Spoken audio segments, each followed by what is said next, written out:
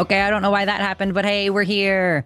I don't know why that music was all the way through playing. I just clicked it and it just is doing its own thing, you guys. This is what happens when you're using someone else's producer profile.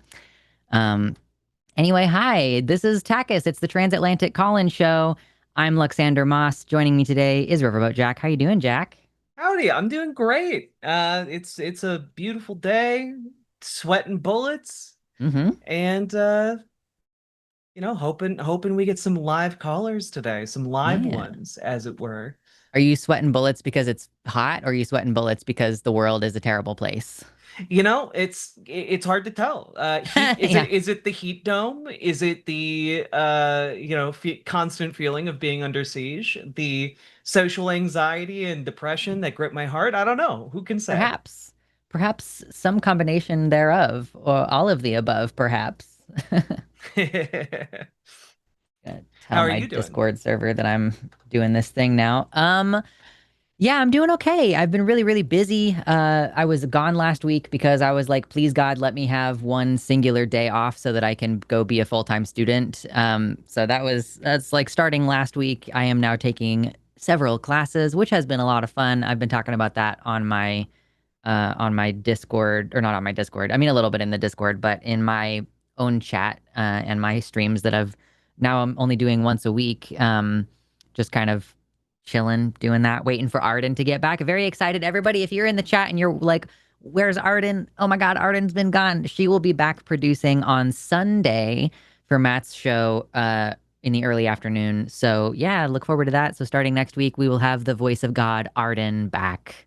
I'm psyched for that for sure. We've been missing a little bit of God in our lives. It's just a little bit of God in our lives. Yeah. Yeah. She's really the glue that holds this whole thing together. I don't know what we're going to do if she ever decides to quit. But yeah, so this is a call in show, everybody. The number is on the screen 720-619-2288. We are here. We are both trans. I'm non binary. Riverboat Jack's a trans woman. We are here to answer your questions. Mostly, we're here for debate topics. So if you have like, you don't like something that trans people are doing, or you think it's correct for, the government to be cracking down on trans people, all those kind of things. I'm not super interested in a conversation about sports, but we did just have this recent SCOTUS ruling that directly relates to sports. So I Yep. would be interested in, if you're like, oh, it's correct that we should limit trans people out of sports completely, or that they should have to play with the biological sex that they were assigned at birth. Those are topics that we're willing to discuss today. Is there any particular topic you're interested in today? I am interested in taking like the sports questions because I think it's politically relevant to what's happening right now. Because I do think that there are a lot of people who just don't they just accept the propaganda from conservative media Hmm. and they don't really think to question it because it aligns with their biases. And so I'm interested in taking those calls and um yeah, just anything else really. I do I am I'm still sad that we banned that guy who could not convince me that he wasn't Satan. Oh yeah. I wish that guy could still call in. But Dylan, you know what's really funny is I banned Dylan during the screening process. There was oh one day where I no. was screening and then I got all the way through to the end of screening and then realized who it was. And I was like, okay, I'll put you in the queue. And then I just banned him. I just hung up and banned him instead. I was like, I'm so fucking tired of you. Because he gets to that point where he just stops answering questions. Oh yeah, Uh, no, like he hits an end point, and I feel like the only way to really handle that is by throwing up a completely unexpected and different wall for him to just run into. Yeah, yeah, he was fun, but Yeah. I was a little bit over it. To be fair, like the number of times that I've spoken to him is outnumbered by the number of times that I've had to sit here and listen to a conversation that I can't jump in on. That's So fair. that kind of wore at me a little bit too. But yeah, oh my gosh, I had something I was going to say, but I forgot what it was. Don't forget, get your $5 or more super chats in. We'll read them all at the end. And don't forget to hit the like button if you're here chilling and enjoying the company. If you're just here for the grilling, then hit us a little like button, hit the share button, and click copy link. I would love it if you posted it somewhere, but you don't have to as far as YouTube is concerned for the algorithm. Um, and oh, you know what? I just wanted to share this really funny thing.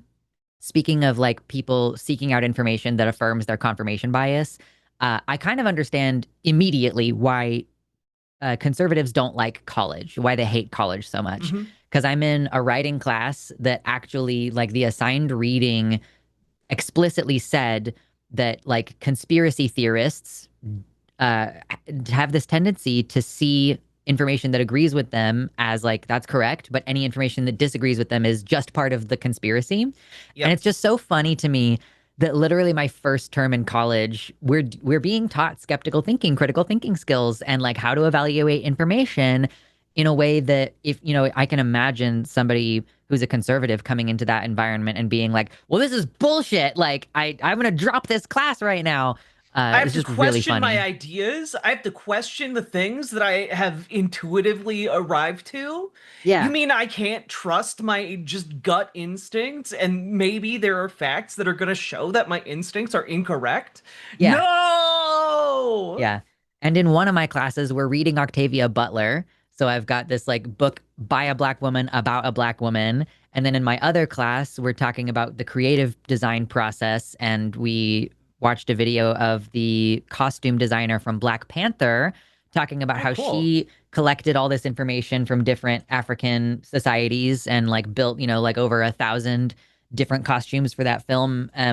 So it's just really funny. Like you were correct, conservatives. You were correct about college and the fact that college is the death of conservative ideology. Because the very first classes that I have in the first week, I'm being exposed to like conversations about how Black people built this country but haven't been able to benefit from all of the things that they've built, like the state capitol. All this conversation around the White House being fucked up and the algae pool being messed up, and like all of that stuff was built by enslaved people who had no choice and who were not benefiting from the great American dream. And there were abolitionists. I just read something from an abolitionist. The quote was published in, I think, 1815, that was like pointing out at the time how ironic Hmm. it is that America claims to be this bastion of freedom, while, like, so in the one hand, rallying for freedom, and with the other hand, brandishing a whip against thousands of human beings, and like that is the heritage of our nation. So yeah, I don't know. I just think it's really funny that that is my experience in college immediately. Um, you know. It is one of those things where like I think a lot of people I minored in history Mhm. for my degree, but like a lot of people just don't give folks across history credit. Like they Mhm. attribute a certain naivete to people in the past. Like, oh, well, we shouldn't judge them by today's standards because back then, it was viewed as fine. And like, Yeah. no, there have been people the entire time pointing out that it was really fucked up to own other human beings. Yeah. Like this has been recurrent and has existed the entire damn time. Yeah. I like to think that I don't actually know anything about my actual like family genealogy, but I like to think of myself as like spiritually the answer, or the progenitor of John Brown, like who ironically I just learned was an evangelical Christian, and Yeah. he based his vehement opposition to slavery in his evangelical Christian belief system. So it's like, how far have we fallen now that nowadays I hear evangelical and I think that person's going to be insanely racist, very homophobic, very transphobic, probably is going to be on the side of like women should not be out of the kitchen perspective, which, like, I don't know, that's like an extreme caricature maybe, but it seems like that's what we get out of modern evangelicalism. Yeah. It is it's interesting how the times have changed. Though worth pointing out, there were a lot of evangelicals back then too who were like, no, no, no, actually it says right here that you can own people. Hmm. And yeah, it's the whole To be thing. fair, there were stupid people back then as well. Exactly. Well, that's all fun stuff that I'm thinking about. But right now, it's time for the polls. We've got our poll from last week, which I will pull up, and it's this button. There we go. So, just last week, the question was, do these anti trans policies actually stop people from being transgender? And the answer was no. At least I'm pretty sure this is a poll from last week. If it's not the right one, I'm sorry, but that's the one that I pulled up most It recently. is. Okay, It cool. is. So, yeah, I wasn't here, so I'm like completely thrown off. Oh, I don't have my glasses. I will get those in a second. Do anti-trans policies actually stop people from being transgender? I think the obvious answer is no. Yeah. Just like abortion doesn't go away when you make abortion illegal, it just is pushed underground and happens in more unsafe ways. Um, yeah, what was the conversation about this like last week?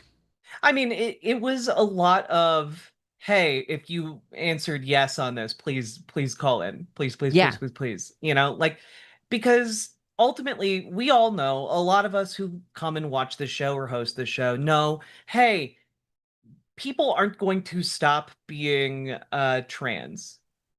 People have been trans the entire time. This isn't going to stop them from being trans. And I think like a good example of this is in New York City. Like they're trying to clamp down on trans youth and trans kids, but that hasn't stopped those kids from being trans. And it's a really big victory that Mamdani managed to get $15 million specifically to ensure that like trans kids continue getting care in the city. And that's really great. And I just all of this effort is just to try and deny resources to the most marginalized people possible, yeah. and again, I've said this before, to give Republicans something they can point to, something they can work on, that makes it look like they're doing something while they are picking everybody's pocket. Like that's what's happening with trans issues. It is all a distraction to, make the other team, trans people in this case, miserable and steal from the majority of people. And like that sucks. Yeah, I'm actually really interested in if anybody who is listening thinks that there is anything you can do to make someone stop being transgender. Like if you support conversion therapy, if you think there is any such thing as growing out of it, or like, oh, try this experimental treatment, or oh, just do therapy, or oh, just take this medicine and it'll resolve. Um, and maybe there is some debate to be had between like, for you guys, do you think being transgender is just the like act of transitioning? Like, so, at least you can stop people from the act of transitioning, and maybe that's good enough for you, legally speaking. When we say this, we're probably thinking more in the ontological sense of like a person and their identity as a trans person and their feeling that they are a trans person, which we would tend to argue is not something that you can make it go away somehow. In fact, those feelings and the distress that can be associated with that incongruence is by and large resolved by allowing people to get the medicine that they ask for, and give them the social acceptance that they need in order to be healthy human beings, because we are a social species. So yeah, these are all conversations we'd love to get your thoughts on. 720-619-2288. We only have a couple lines, I think only two lines for like friendly or advice related calls, because we really want to hit those debate topics. And if we end up having too many of those debate calls, we might run out of time for the advice calls. We're going to prioritize anti-trans gender critical callers, just so you guys are aware. If you're calling for advice, sometimes you will not get in.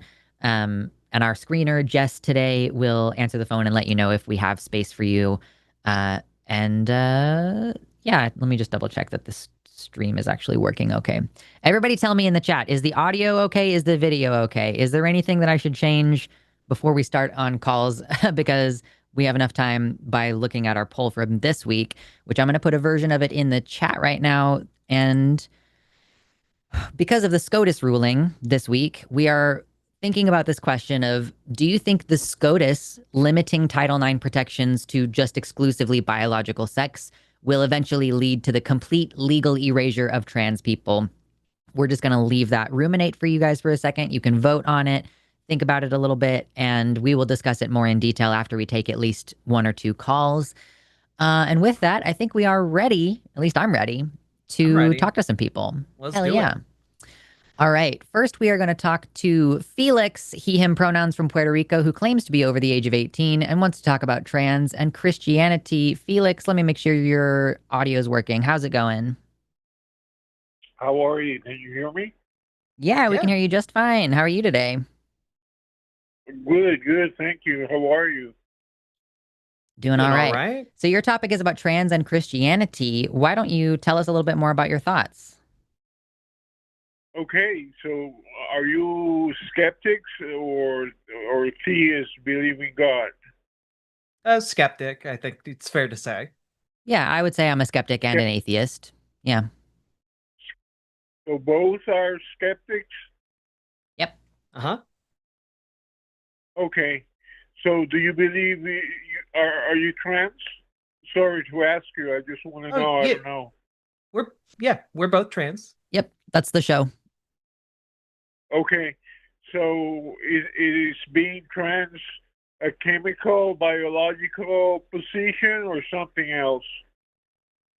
I mean, I would say to the extent that any decision is inherently like biological because it's rooted in our biology and like our decision making. I would typically describe though that being trans is a like social signifier. It is socially constructed and has less to do with biology than is typically attributed to um a lot of different kind of essentialist views of what it means to be a man or a woman.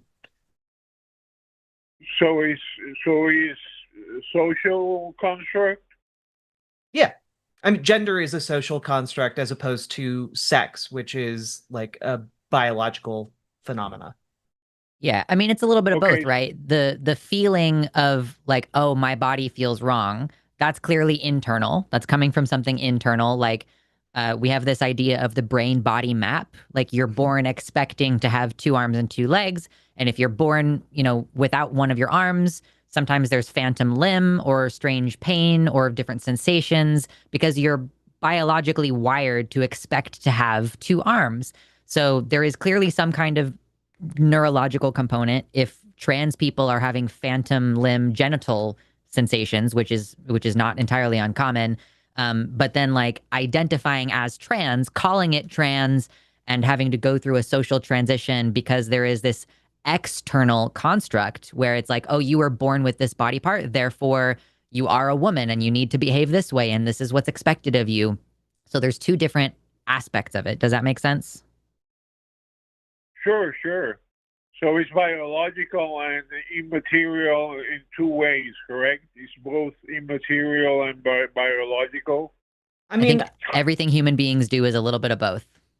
yeah, and also I would kind of be a bit I would be a bit reserved on calling it immaterial because Hmm. when you feel something, that is something happening in your brain, right? Like there's chemicals being transmitted, there's neurons firing, like that feeling is rooted in like reality. I do want to head off like the idea that maybe this is like some kind of out of body unverifiable phenomena, right? Like subjectivity.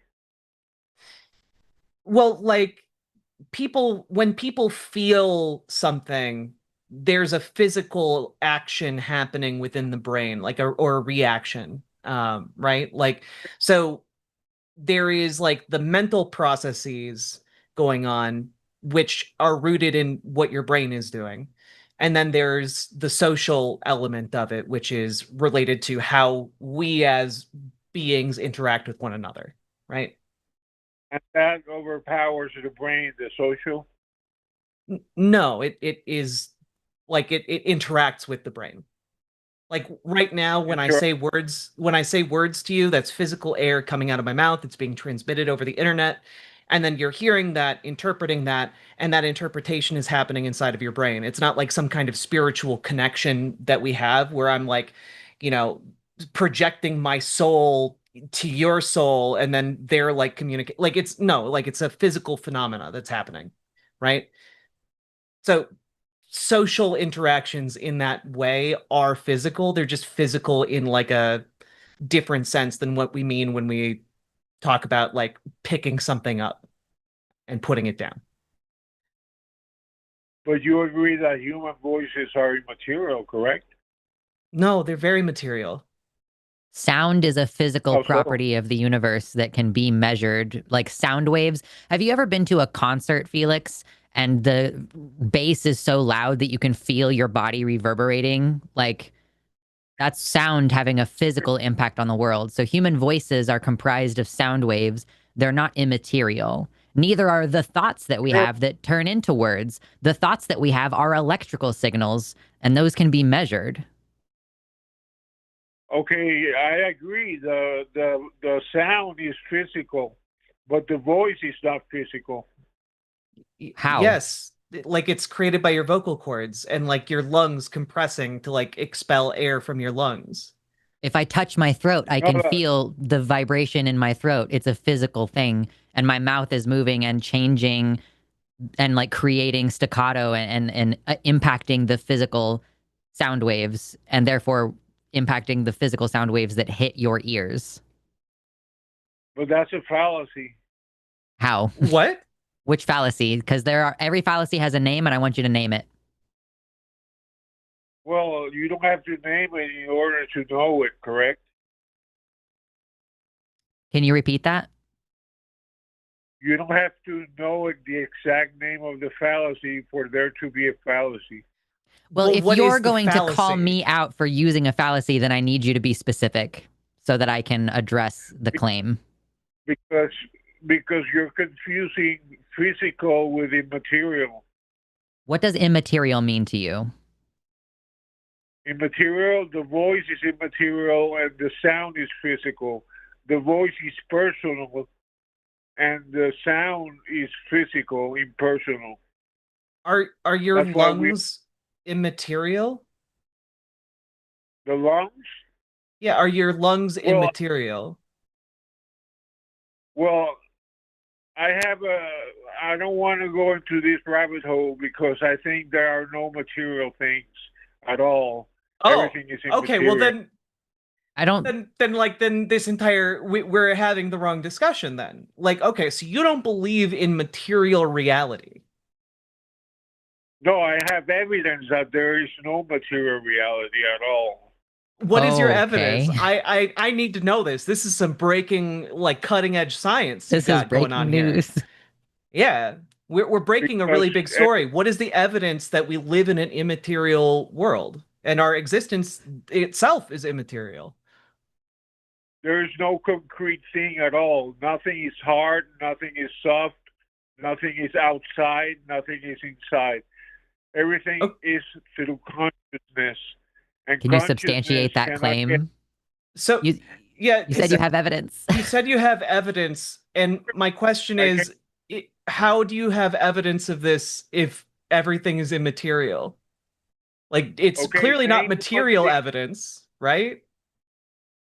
No, it's not material. It's impossible. It cannot exist. Matter cannot exist. But as a concrete object, it cannot exist. And the evidence is that everything you experience, it goes through consciousness.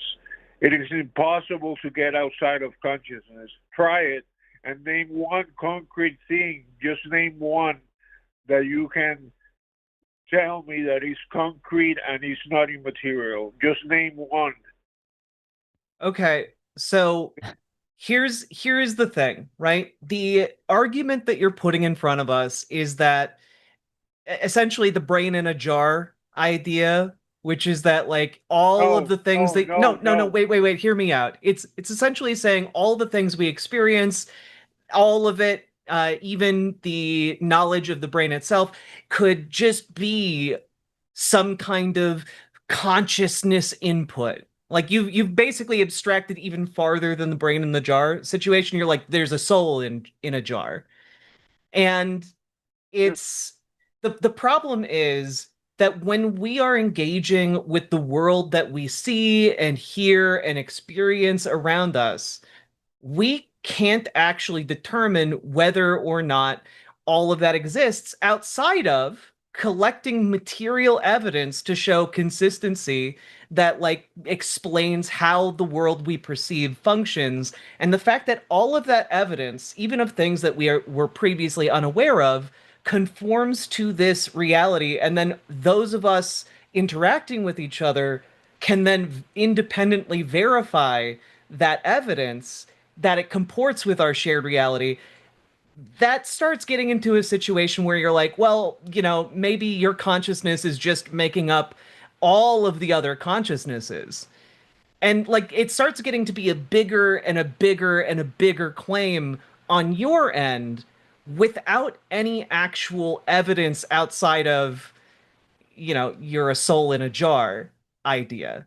And like that's on the one hand, we have all of this evidence that we experience a shared reality, that there is a material world that we perceive and interact with. And then on your end, you're like, but what if you're a soul in a jar, though? And that's just not a very compelling argument.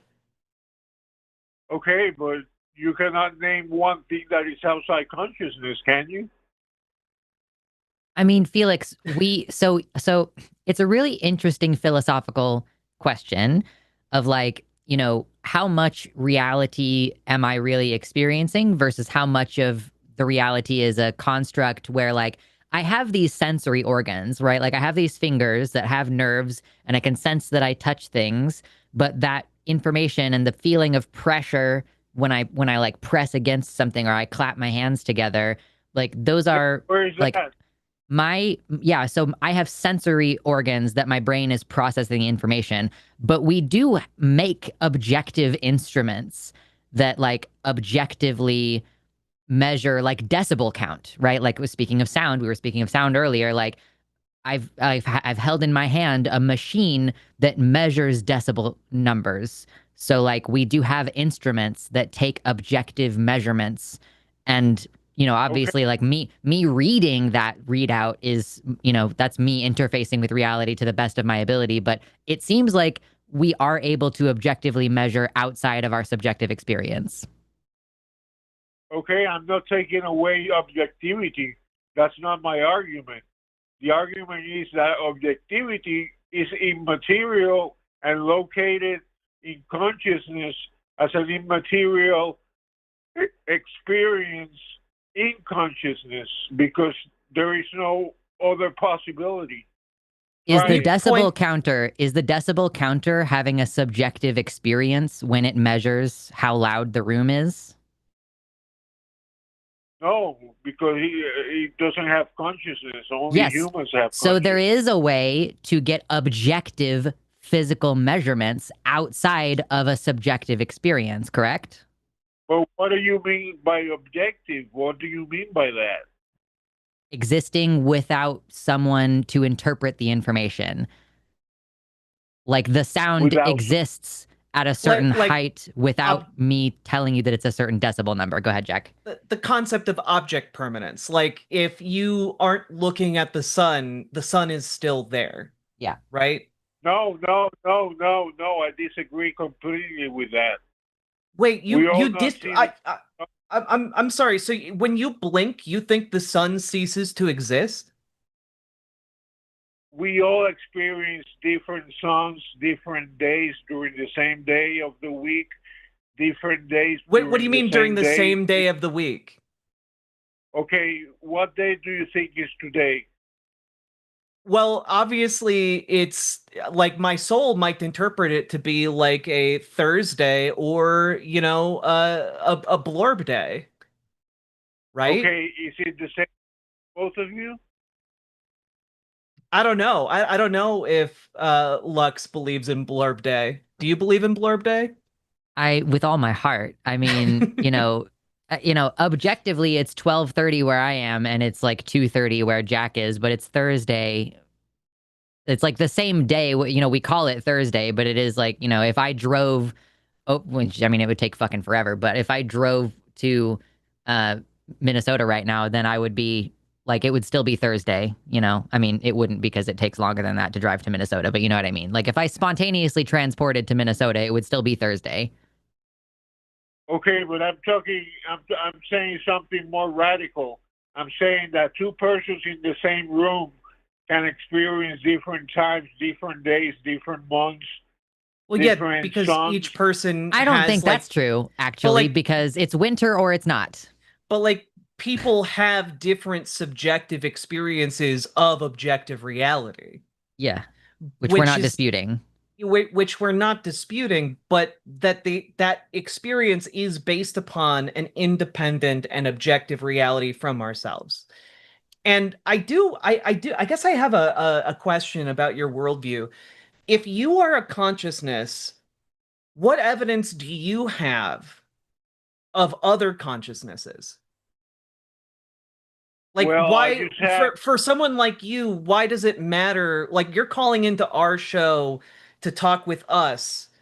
And like from our perspective, you're an independent human being with different ideas and, different views on things, and we're here to like, kind of question that, learn about it, etc. And but from your perspective, how on earth would we be at all relevant to you? Because you have no evidence of other consciousnesses existing, because you're I just like, do. well, I do.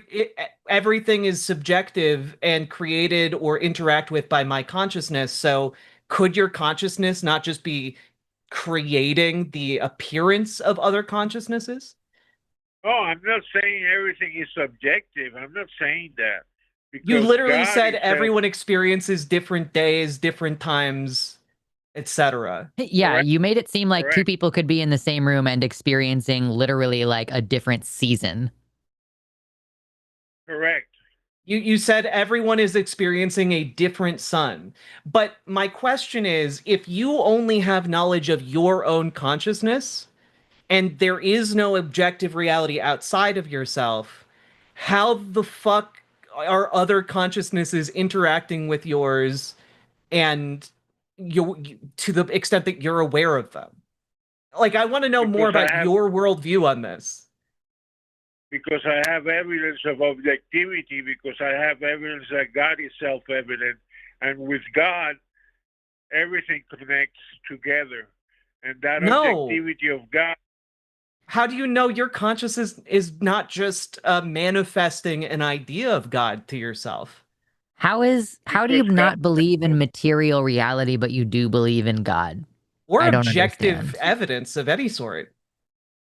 How do you go through the okay, world at all if you don't believe that the world is real? Like if you don't believe in material reality? because it's impossible, because material reality is just nonsense. It doesn't have evidence. There is no evidence for it. Okay, Nothing. so And so can you walk outside, Felix, without wearing pants? Can you just like walk outside without wearing pants and like that's just normal? do that.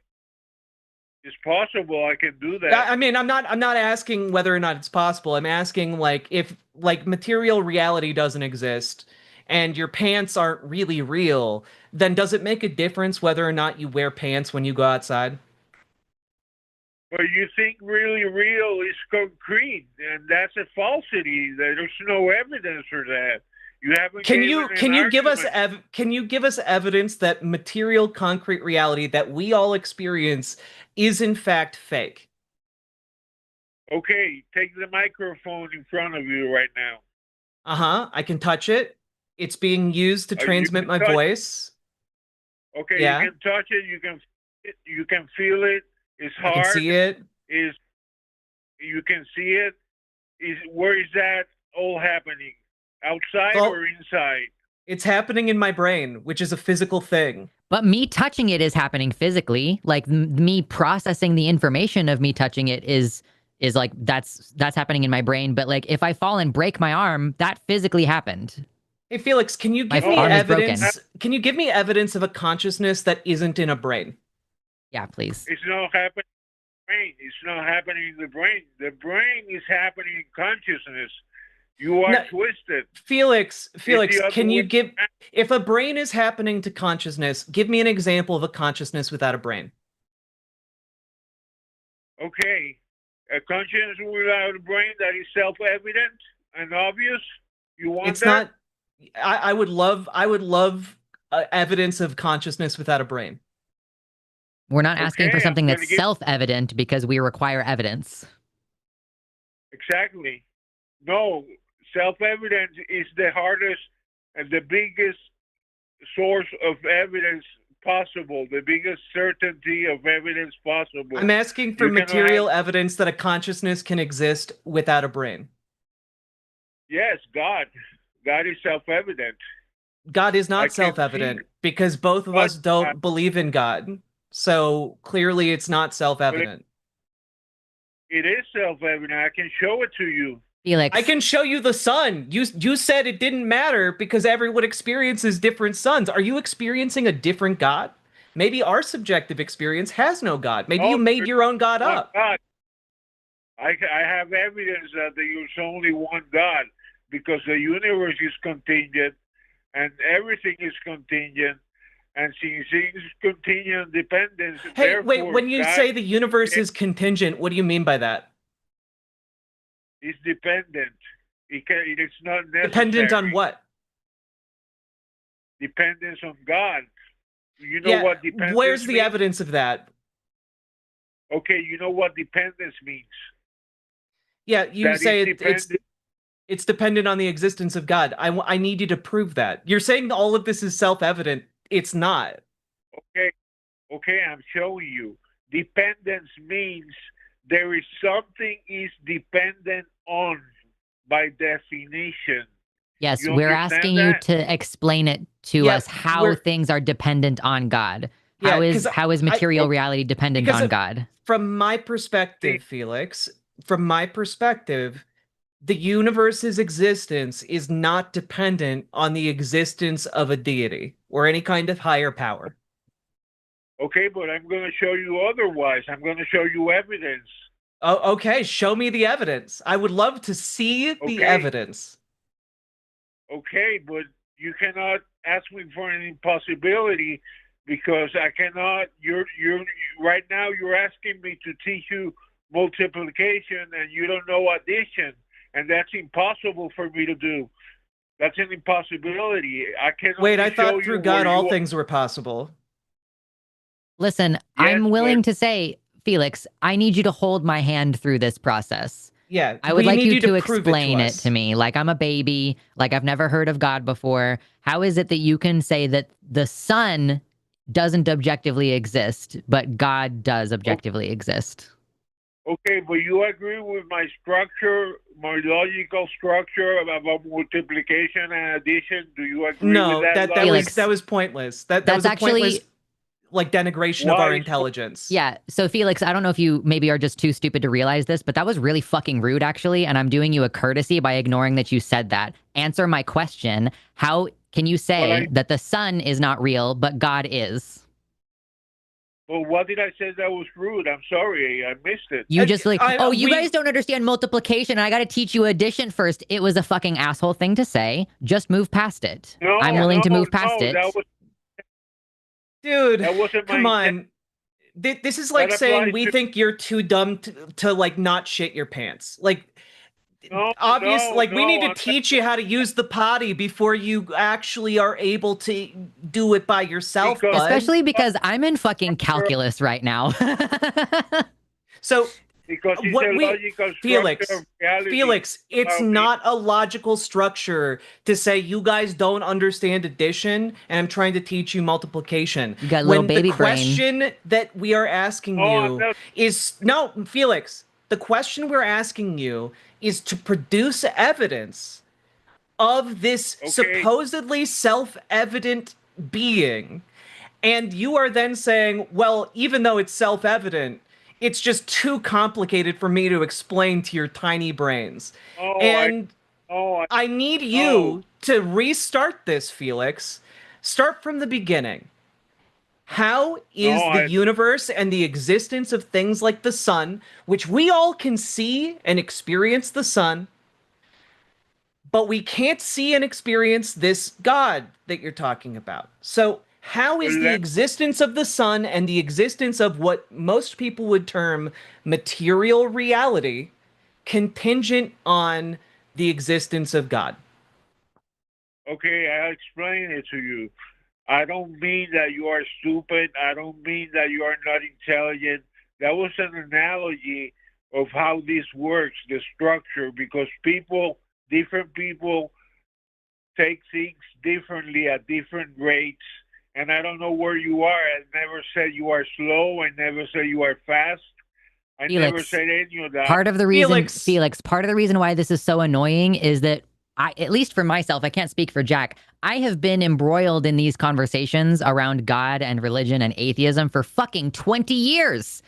So I do feel condescended to when you're like, this conversation that I'm perfectly capable of having at an advanced level, you're like, let me make it dumber for you so you can understand. Can you just move past I'm not. this and explain to me the question that we have asked you repeatedly, which is, how is it that you can say that everything that we can experience the sun? To me, the sun is self-evident in that, like, we can all look outside and point to it. We can all feel the warmth. We can see the impact that the sun has on all of the plants in the area. If I move a plant in or out of sunlight, the plant will have a reaction to that. So that seems self-evident to me. But God is not obvious. I can't look outside and everybody can point to God and everybody agrees that it exists. So can you square that for me, please? and just for your Okay, edification, I have been in this since I was born 34 years ago. So, uh, when you say, "Oh, I need to teach you all these steps," I've literally been in fundamentalist Christianity for like even longer than what Lux is talking about, with 20 years of experience having these conversations. And Yeah. like, I need you to understand that when you start talking like this, it's infuriating.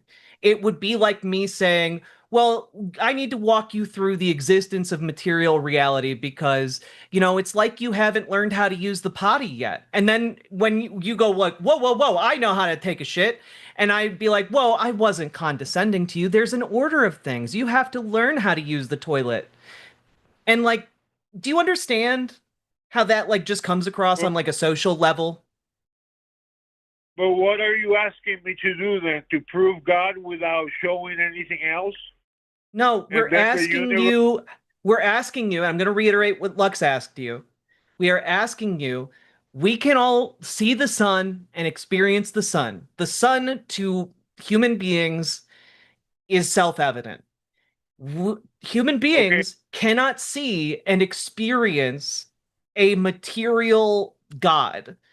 And so we're asking you, how is God self-evident and the basis for all material reality when you also just don't believe in material reality? So, like, you're getting kind of confused in your ideas, and I want to know how you think this all works.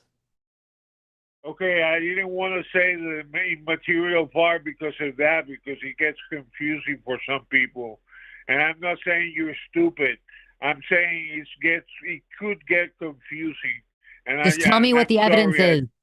Felix, if I'm missing something obvious, if you can walk outside and point to God, tell me what it is that I'm missing that can make it obvious to Okay, me that God exists. but do you believe the universe is contingent or necessary? Those are No, philosophy terms that don't mean anything to me in this context. How do I see God? How do I walk out my door and it's obvious that God exists? If you just say, look Okay, at the trees, that doesn't help me. now you're asking me for an impossibility, and you no. don't know it.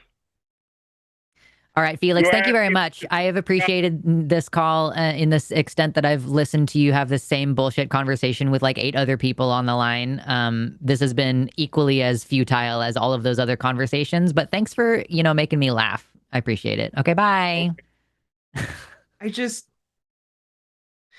it is frustrating when we get a caller who doesn't understand like the fatal flaw in their argument and who doesn't understand like the terms that they're using, where it's like, well, obviously the universe had to have come from someplace. And I'm like, that is not obvious to me No. at all, actually. And then when you're like, well, okay, how can I go outside and point at God? His response is just like, well, you can't. And it's just kind of like, well, yeah, that's why we're talking about material reality. Yeah. This is just, it's a different angle on some thought that I've had recently, but this is like the most extreme version of we truly cannot live in a shared reality with these people. Like, if you don't believe that material reality exists, but you do believe that God exists, then we are never going to reach any kind of mutual understanding. If you can be like, well, everybody experiences a different sun, therefore you don't actually know if the sun is really there, as though we But don't have a bunch of objective measurements of and it. and I did try to like get this point across, which is if you don't believe in material reality, if you don't believe in like the a certain reality to things, I don't understand how you can come to the conclusion that you should give a single shit about what anybody else thinks. Because Truly, you have no way of verifying whether those are actually people or just figments of your own, we could just be mind, NPCs. consciousness. That was a Like, great question. What is the point of talking to us if we don't exist? and then his response was, well, you obviously do exist. And it's just kind of like, well, then there is a material reality that you're engaging with, isn't there? But it's very frustrating to go in circles like that over and over again. Yeah. Um, I don't know. gonna, I had fun. I mean, I had fun too. Like, it is very fun. But at a certain point, I just want to like shake somebody and be like, come on, man, come on. Oh, I Somebody don't needs know to give this how. man shaken baby syndrome. How Like, could it? How could this be a possibly offensive analogy for you to just being so simple-minded? You wouldn't be able to understand this high-level concept. Man, I really appreciate the care and attention for our fragile consciousnesses. I know, our poor little baby brains. Well, we do have a caller who's waiting to talk to us about the sports thing. So I think that now is a great time for us to talk about our poll from from this week. There is a version of this for you guys to vote on in the chat. And then also, if you want to go to our um, community posts page on the channel, there is a version of this, and you can actually type out your reasoning and get your comments in there. And we'll look at the results of that bigger poll next week. But for now, as to the question, do you think SCOTUS limiting Title IX protections to biological sex will eventually lead to complete legal erasure of trans people? I just want to check up on, it's very even in the chat. 55% say yes, and 45% say no. Um, what are some of your thoughts on this? I don't want to jump I ahead. I do think that the idea of like overhauling what the Supreme Court is and how it functions is gaining more and more steam, Oh, big even time. even among like centrist, like spineless kinds of Democrats.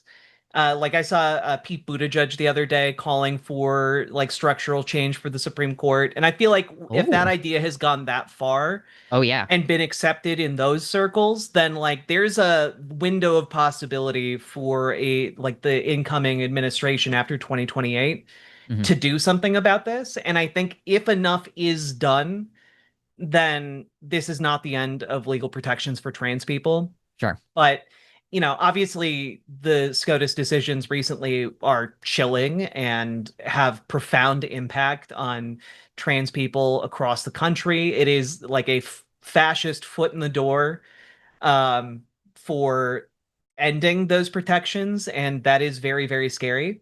Yeah. But I do think that the hope we have is organizing for 2026 and 2028 and getting an administration in and a majority in that allows us to do what has in the past been like kind of unthinkable, like even beyond just like packing the court, like Hmm. restructuring the court. You know, Congress can create courts. I don't know if people know this, but like you could literally have a Congress that creates a nullification court to go through all of the decisions from this particular John Roberts court and nullify them or reverse them, overturn them, etc. You could dissolve that court at the end of the term if you wanted to.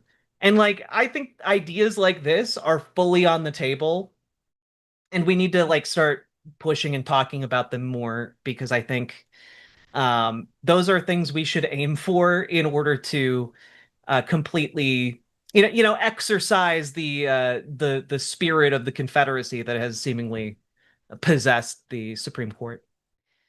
Yeah, so if anybody's not aware, basically the sports issue made its way to the SCOTUS this past week, and they basically pulled a states' rights and said, well, it's up to the individual states if they want to allow trans people into sports And basically, they said that Title IX, the definition of Title IX, sex-based rights, is strictly based on biological sex, which means that trans people are not afforded, Title IX protections, basically, like for being trans, like that they don't account for that as being something that you could discriminate against trans people for being trans. Like, so if you make sure that only people born male are on the male soccer team, then that's not discrimination because you are keeping all of the quote biological males on the same team or whatever.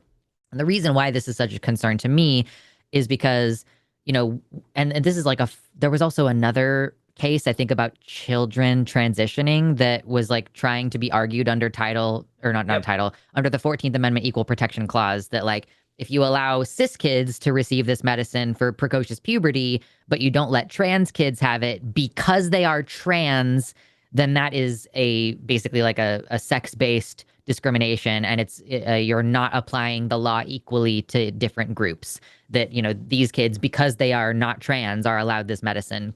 So basically, what I'm seeing is legally, this is it's sort of taking away trans people's legal entity rights, like the ability as a class to be recognized as a group of people with a shared trait. And I don't even think we need to argue it's an inalienable trait because religion is not inalienable and religion is a protected trait at like the highest level of protection, basically. So to me, it seems like, if you basically say, well, all of our laws that are written to say sex-based rights, that doesn't include trans people. We don't protect trans people under that. And also, we don't recognize trans people as a discrete group that can be discriminated against with regards to the 14th Amendment. I think basically this is putting trans people in a it's like that legal gray area if you don't have citizenship anywhere, like that you don't have safety anywhere, you don't have protection anywhere. And there is no such thing as a hate crime against a trans person under these parameters, which that hasn't been explicitly taken up, that like there is no such thing as a crime against a trans person. But if it's legal to legally discriminate against trans people because there's no such thing as a trans person, then it does mean that, oh, you killed that person, but there's no possibility of it being additionally charged as a hate crime because you attacked that person for being trans, right? It's like, oh, that's just male on male violence, blah, blah, blah, blah, blah. So that's what my concern is on this. And obviously things may change, but I do think that this is kind of the direction that things are heading if we don't majorly intervene. That basically, trans people are like in a no man's land of we're just kind of out for ourselves at this point. And I will say, just like as an add-on, one of the ways that this particular trans kids in sports decision was not as bad as it could have been is that it declined to rule on whether or not trans people could be a protected class. Okay. So, like, it didn't quite go so far as to like say trans people cannot be a protected class under U.S. law, but like I do think you're right that it's kind of leaning in that direction, right? Like it is leaning in a deeply, deeply troubling way. Yeah. So this is part of why I don't cover this in my stream for the news anymore, is because every single thing for the last 3 years when I was covering trans news, even good news, like, oh, we succeeded at this appeals court, I was like, yeah, but the SCOTUS is going to fuck us. Like every single story ends with, but this SCOTUS. And so I think it's really interesting looking into, like you said, those constitutional means of changing the court, or, whether it's like we just put term limits on it or whether we add more seats or something. But, this court is not operating independently in the way that we want courts to operate independently. If it's operating in lockstep with partisan, like down partisan lines based on who appointed these judges, then, it clearly is no longer in spirit functioning as a means of checks and balances of everything else that's going on. So, yeah, I think that this country is a shithole. Anyway, long story short. Thank you everybody for your super chats. By the way, we will be reading super chats at the end. Real quick. Yep. So we will be reading super chats at the end of the show, $5 or more. or $4.99 or more. So if I end up doing them a little bit out of order, it's because my thing that's picking up the super chats, if you donate like $4.99, it's not automatically picking that up. So I had to queue it up. So like if they're a little bit out of order at the end, that's my fault. So don't forget to hit the like button as well. We have about 2 hours of show left. And then after the show, we are actually going to be doing Calling It Now. So, you know what? Now is a perfect time for me to tell you about the schedule and all the upcoming amazing shows that we have on the line because it's Thursday. And oh, so here's the first thing. Obviously, aside from I'm going to be on with Jimmy Snow after this, taking MAGA calls on more broad topics. Sometimes we talk about socialism. Sometimes we, argue about whether you should vote third party and all that kind of shit. So stay tuned for that. You'll be sent there automatically at the end of this stream. But tomorrow we actually have a special episode of Cus I Wanna. Normally I don't work on Fridays, but guess what? I'm working tomorrow because John, Godless Engineer, and Seth Andrews are doing a Cus I Wanna at 6 p.m. Central Time. We then, I'm not sure if we have a Devangelicals episode on Saturday, but on Sunday, come back here because we are going to have Matt Dillahunty with Allegedly Ian on the Sunday show afternoon, and Arden will be back producing that. So if you want to talk to her in the chat, she will be there. Then we're going to have Calling It Now with Javon and Jimmy, followed by the Sunday After Dark show with Austin Archer and Paulo Gia. So that's going to be a good time. Monday, we've got Skeptalk. Or hold on, what do we got going on Monday? We got a lot of stuff going on Monday. Apparently, we have Calling It Now at 2 o'clock in the afternoon with Jimmy and Javon, and then the podcast being recorded with Alyssa and Jimmy, and then Skeptalk at 6 p.m. with Forrest and Blitz, which was so much fun the last time. We had our biologist and our physicist, and they got into some really interesting conversations during the super chat portion because Forrest was like, I'm going to use this opportunity to pick the brain of Blitz. So that was a good time. And then we've got Chewed Gum next week with Alyssa and Taylor. Taylor's back next week. And then Wednesday, you can look forward to seeing Matt Dillahunty and Justin DZ. For the hang up on Wednesday, that's always a fun show. I feel like Justin and Matt really are just an excellent spicy team. And then next week we have TACIS again, but I don't have my schedule open in such a way that I can see who's on it. I know I'm on it. You're going to see so much of me next month or this month. It's July. It's already July. So for this show and the next 3 TACIS, I will be here holding down the fort. Arden is not producing today. I'm producing today. That's me. So if you ever see me with my head cranked all the way over here, that's because I'm looking at my producing computer over here.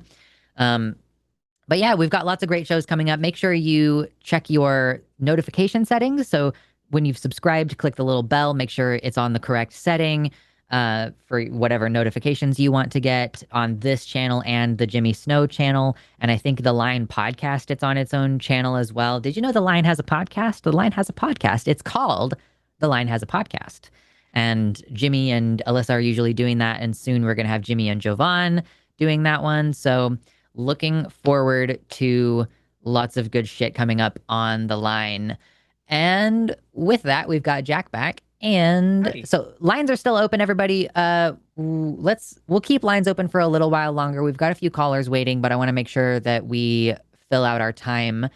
Shout out to Jess for screening today. Thank you so much for sticking around a little Thanks, bit longer Jess. because I can't take over screening like I normally would if I was producing.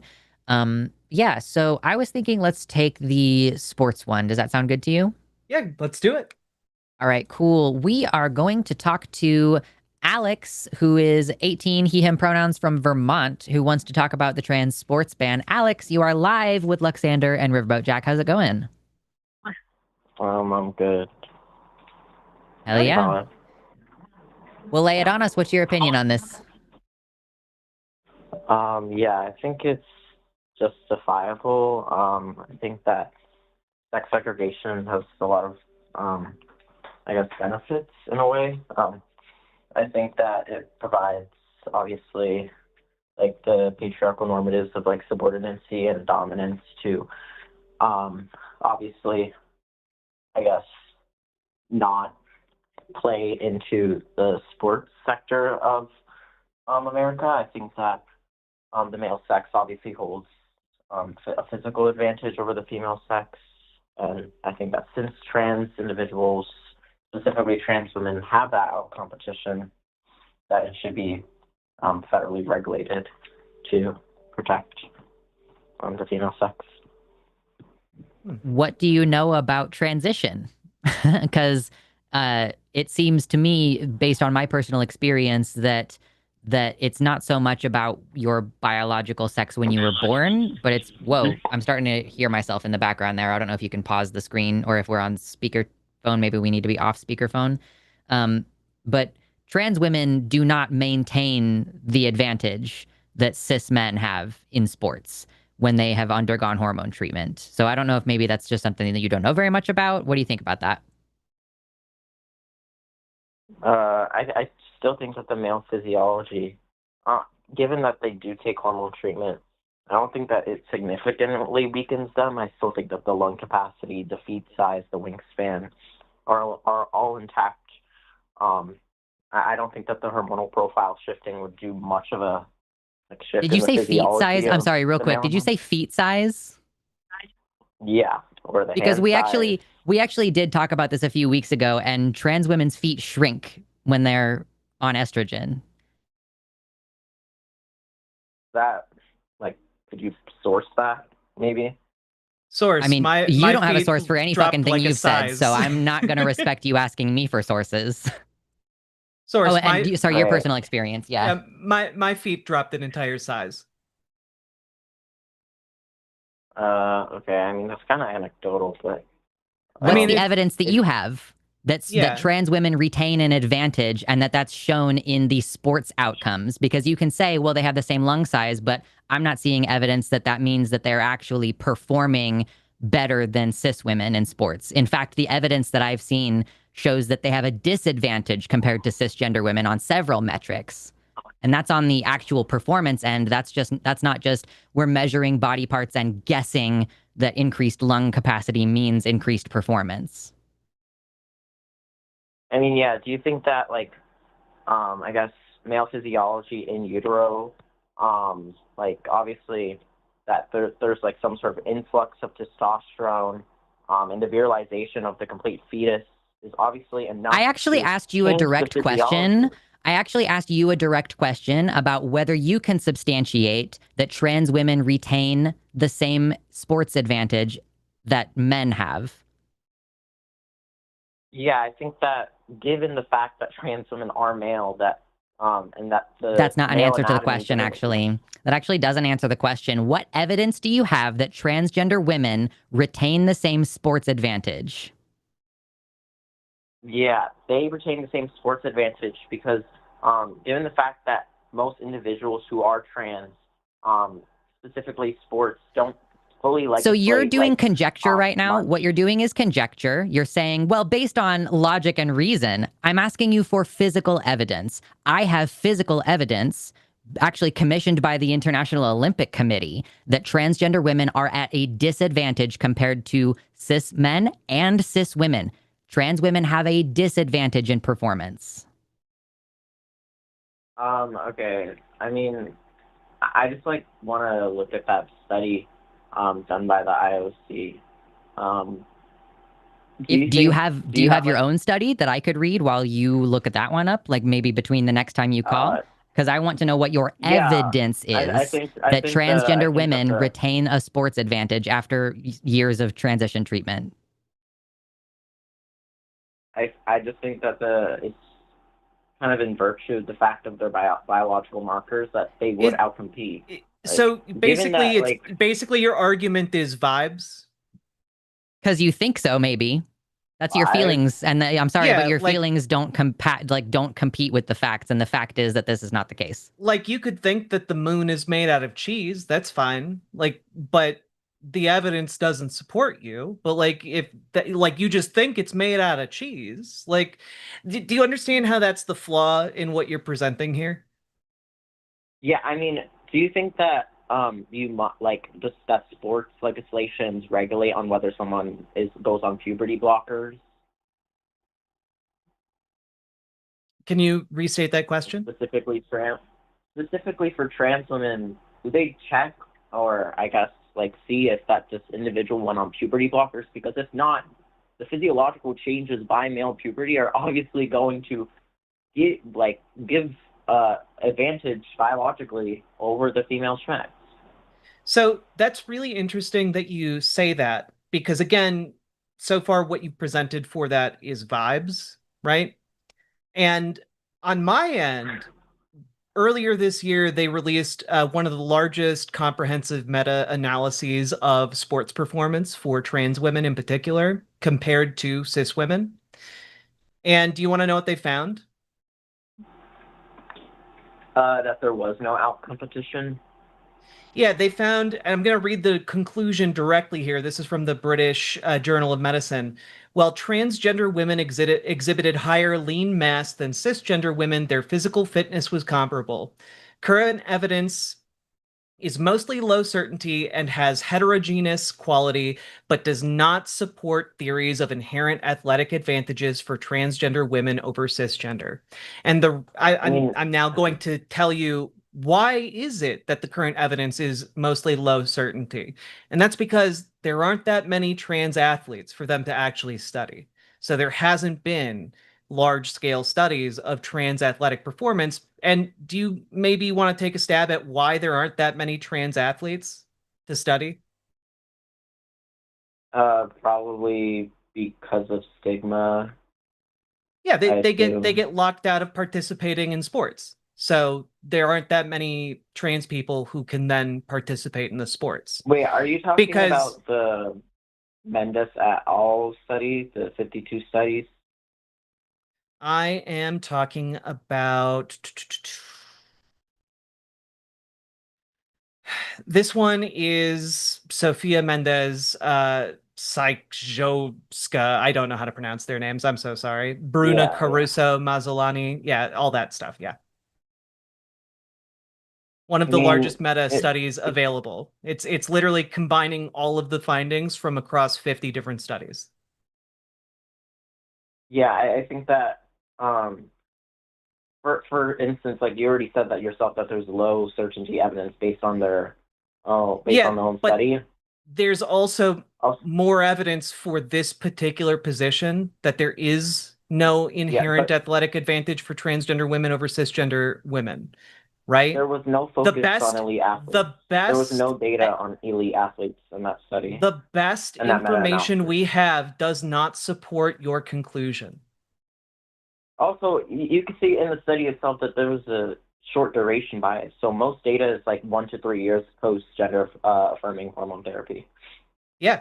So the male puberty advantages are still there. Like no, after one, and this is by the way what also every major international sporting event had come to the conclusion of, and this is why there was a 1 to 2 year HRT requirement, which is that essentially after 1 to 2 years on HRT, athletic advantage comes within normal range of, the generalized group of cis women.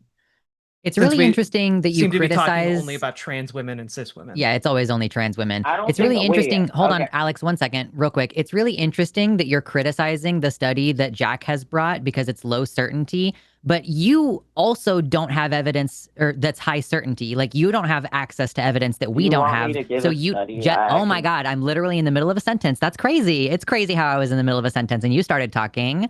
So the thing is that you also don't have evidence that supports your high level of certainty on this topic. Okay, I can give a study if you want. Have you read the Roberts et al. Study from 2021?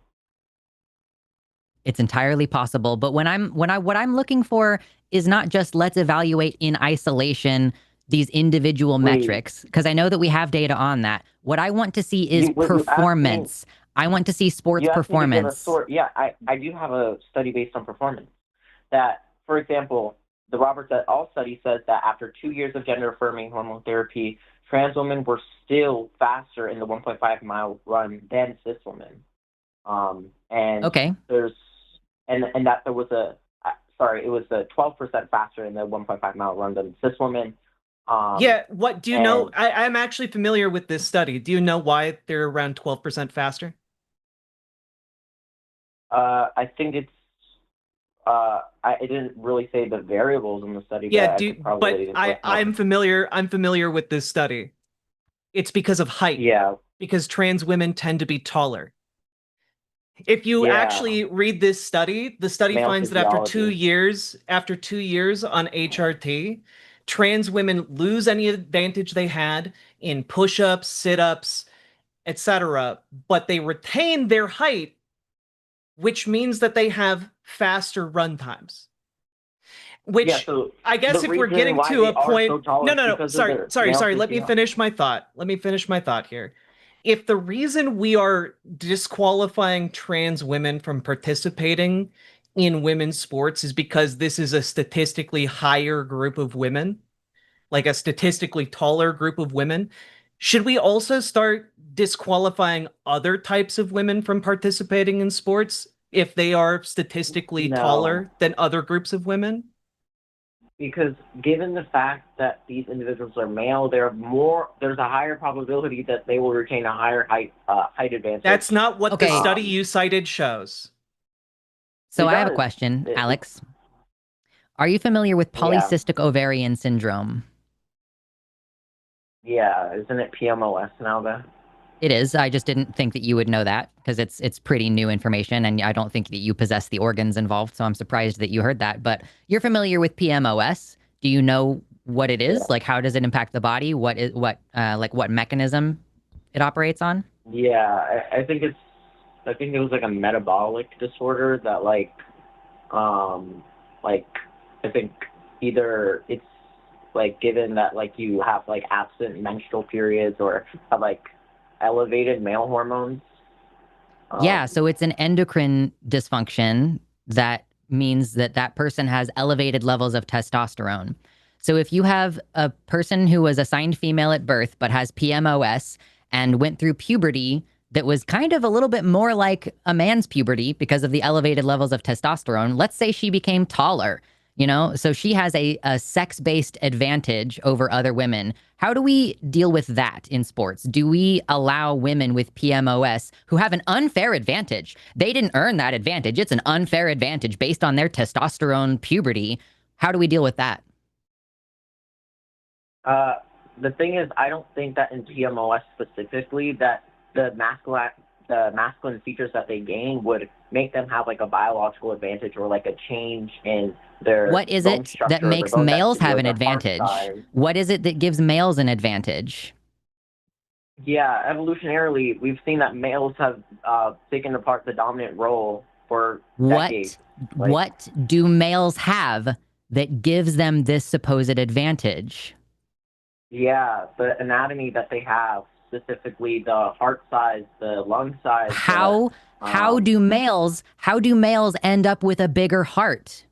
What is it that men have that makes them have bigger hearts and grow taller on average? I'm pretty sure it's the influx of androgens.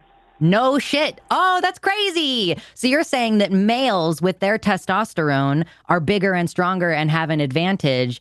And then, I'm just drawing a straight line here. It kind of seems like women with PMOS have a testosterone based unfair advantage. It's kind of what it sounds like a little bit. Okay. Okay. I think that given the fact that most people who have PMOS obviously still go through female puberty, that it isn't. I don't think that's the case, actually. They're intersex. That is a difference of sex development. People with PMOS have an intersex condition. Their puberty was involved with testosterone. Yeah, it is. What? Yeah, it super is. Shut the fuck up. Yeah, it is. PMOS is not a DSD. Search it up. How is it not? How is it not? Hey, question, Alex. Hey, Alex, real quick. Hey, real quick. Alex, would you please name for me what are the two sex hormones? Androgens and okay. I think it's okay. I'm not quite sure. Do you mean like testosterone and estrogen?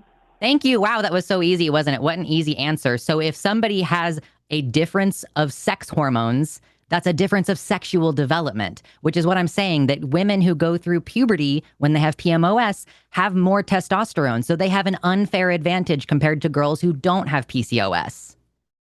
No, okay. But they do. Is But they when do. the They are taller. anatomical or No, no, no, no, gonadal no. or They're taller. They're chromosomal sex taller. is Excuse me, different. Alex. Hold on. They're taller. They have more muscle mass. They have bigger lungs. They have all of the other things that more testosterone gives you.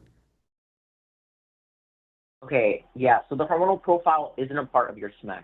It's not. You're a fucking idiot. Are you for real right now? Alex, I want to It return quite literally is to not. Nobody. I want to return to a point you made earlier, right? Which is that like trans women retain like muscle mass even after going on HRT, Yeah. right? No, wait, I That's never what made you that claim. Sorry. Oh, okay. So what is physically different about like you say trans women retain this masculine advantage? What is that advantage based on? Yeah, I would say it's based on like heart size, hand size, feet size, wingspan. Okay. Like the full masculinization during male puberty is what grants them the advantage. And people with PMOS. Did you know that when we're talking about HRT, those things all change for trans women? Wait, Like okay, do you think okay, they so they from have what I found figure, that there's only like HRT, hormone replacement therapy, changes cardiac mass. It lowers it because the heart is a muscle. okay. Your organs are So different forms of people on muscular estradiol tissue. people on estradiol have a smaller heart size, is what you're Yeah, saying? the heart shrinks. The heart Okay, like becomes can less I get a muscular. sourcing for that? Yeah. Okay. Let me search this up.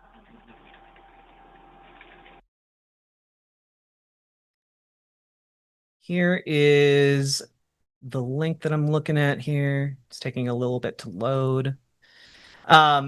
You'll find it in an article published in JCEM, the Journal of Clinical Endocrinology and Metabolism, which is the impact of gender-affirming hormone therapy on physical performance. It finds that trans women and creatures in general, like exposed to HRT from male to female, do experience muscle loss that extends to heart and different muscular organs. And additionally, there is a study in Europe PMC, incidence of hypertension in young transgender people after a 5-year follow-up association with gender-affirming hormone therapy, which again talks about heart size as well on when it comes it to says trans here, people. I think I'm reading it. It just says that there was a reduction in cardiac mass, but it didn't show that that there is was, like, when you're talking about a reduction in cardiac mass, that's literally the muscle getting smaller. no. Okay, I'm sorry, if your bicep loses mass, is your muscle getting smaller? The absolute heart size does not match this woman. If your bicep, God, Alex, if your bicep loses mass, has it gotten smaller and weaker? Yeah, I think that it would become weaker. Yeah. Yeah. So when we're talking about a reduction in mass for the heart, it means that it got weaker because there's no longer as much testosterone in that body. Right? Yeah. Okay, but so when we're talking about the advantage in the study that you provided about, oh, well, trans women retain this advantage, it's not an advantage when it comes to heart strength. It's an advantage due to height. There's like tons of other studies though, but you don't know them. You are just going off of vibes, and now you're furiously typing into like ChatGPT or some shit. I can give you one where you did not come here with data. Right now, you are furiously Googling, trying to find studies that back up your opinion. And the issue is the first one you gave fucking debunked your position. And that's a really big problem for you because I actually have read all of these studies.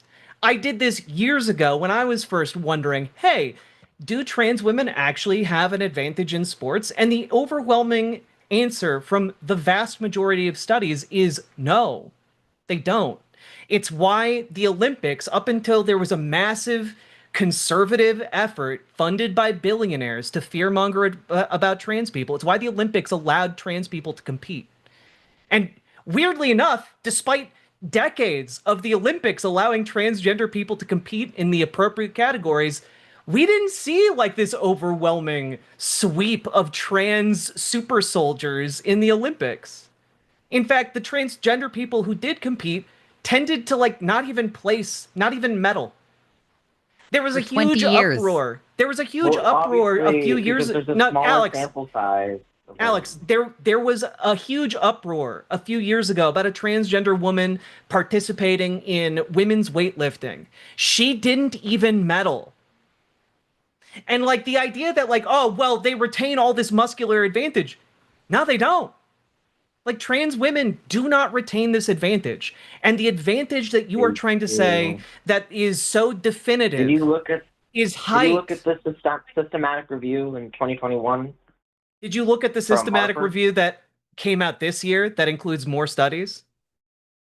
Yeah, there's plenty of studies specifically like referencing the Harper study that say Yeah, that look, that Alex, conclude that the Alex, strength and lean mass remain above cis female levels even after 36 Hey, months. I've got a thing I want to add here, Alex. So you know that cis women are shorter than trans women on average, right? So if a trans woman is 6 feet tall and she loses a bunch of muscle mass, do you think it would maybe impact anything that she has to still move around the same size of skeleton? She has less muscle mass than she Yeah, I think did. that it would. You I know, think that everyone would keeps talking about greatly Leah impact her Thomas and like, physiology. I think that it would impact her physiology, but not to the extent to significantly weaken her of the level of cis women. Like retaining why that is level it- of height is still going to grant you an advantage.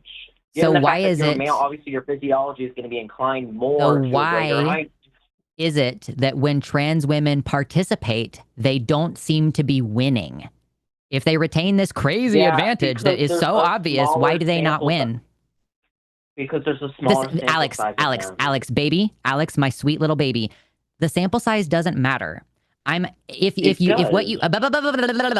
what you say is true, then every single trans woman athlete would win every single time. Every individual instance of a trans woman competing against cis women, if they retain this crazy advantage, there would be no such thing as a trans woman who participated and didn't get first place. I'm sorry, you were not listening to me. You were just waiting to talk. I really need you to really process this and understand what I'm saying, and I really need you to respond directly to it. Why would it be, if you are correct, that every single trans woman isn't getting first place in every single participation that they do?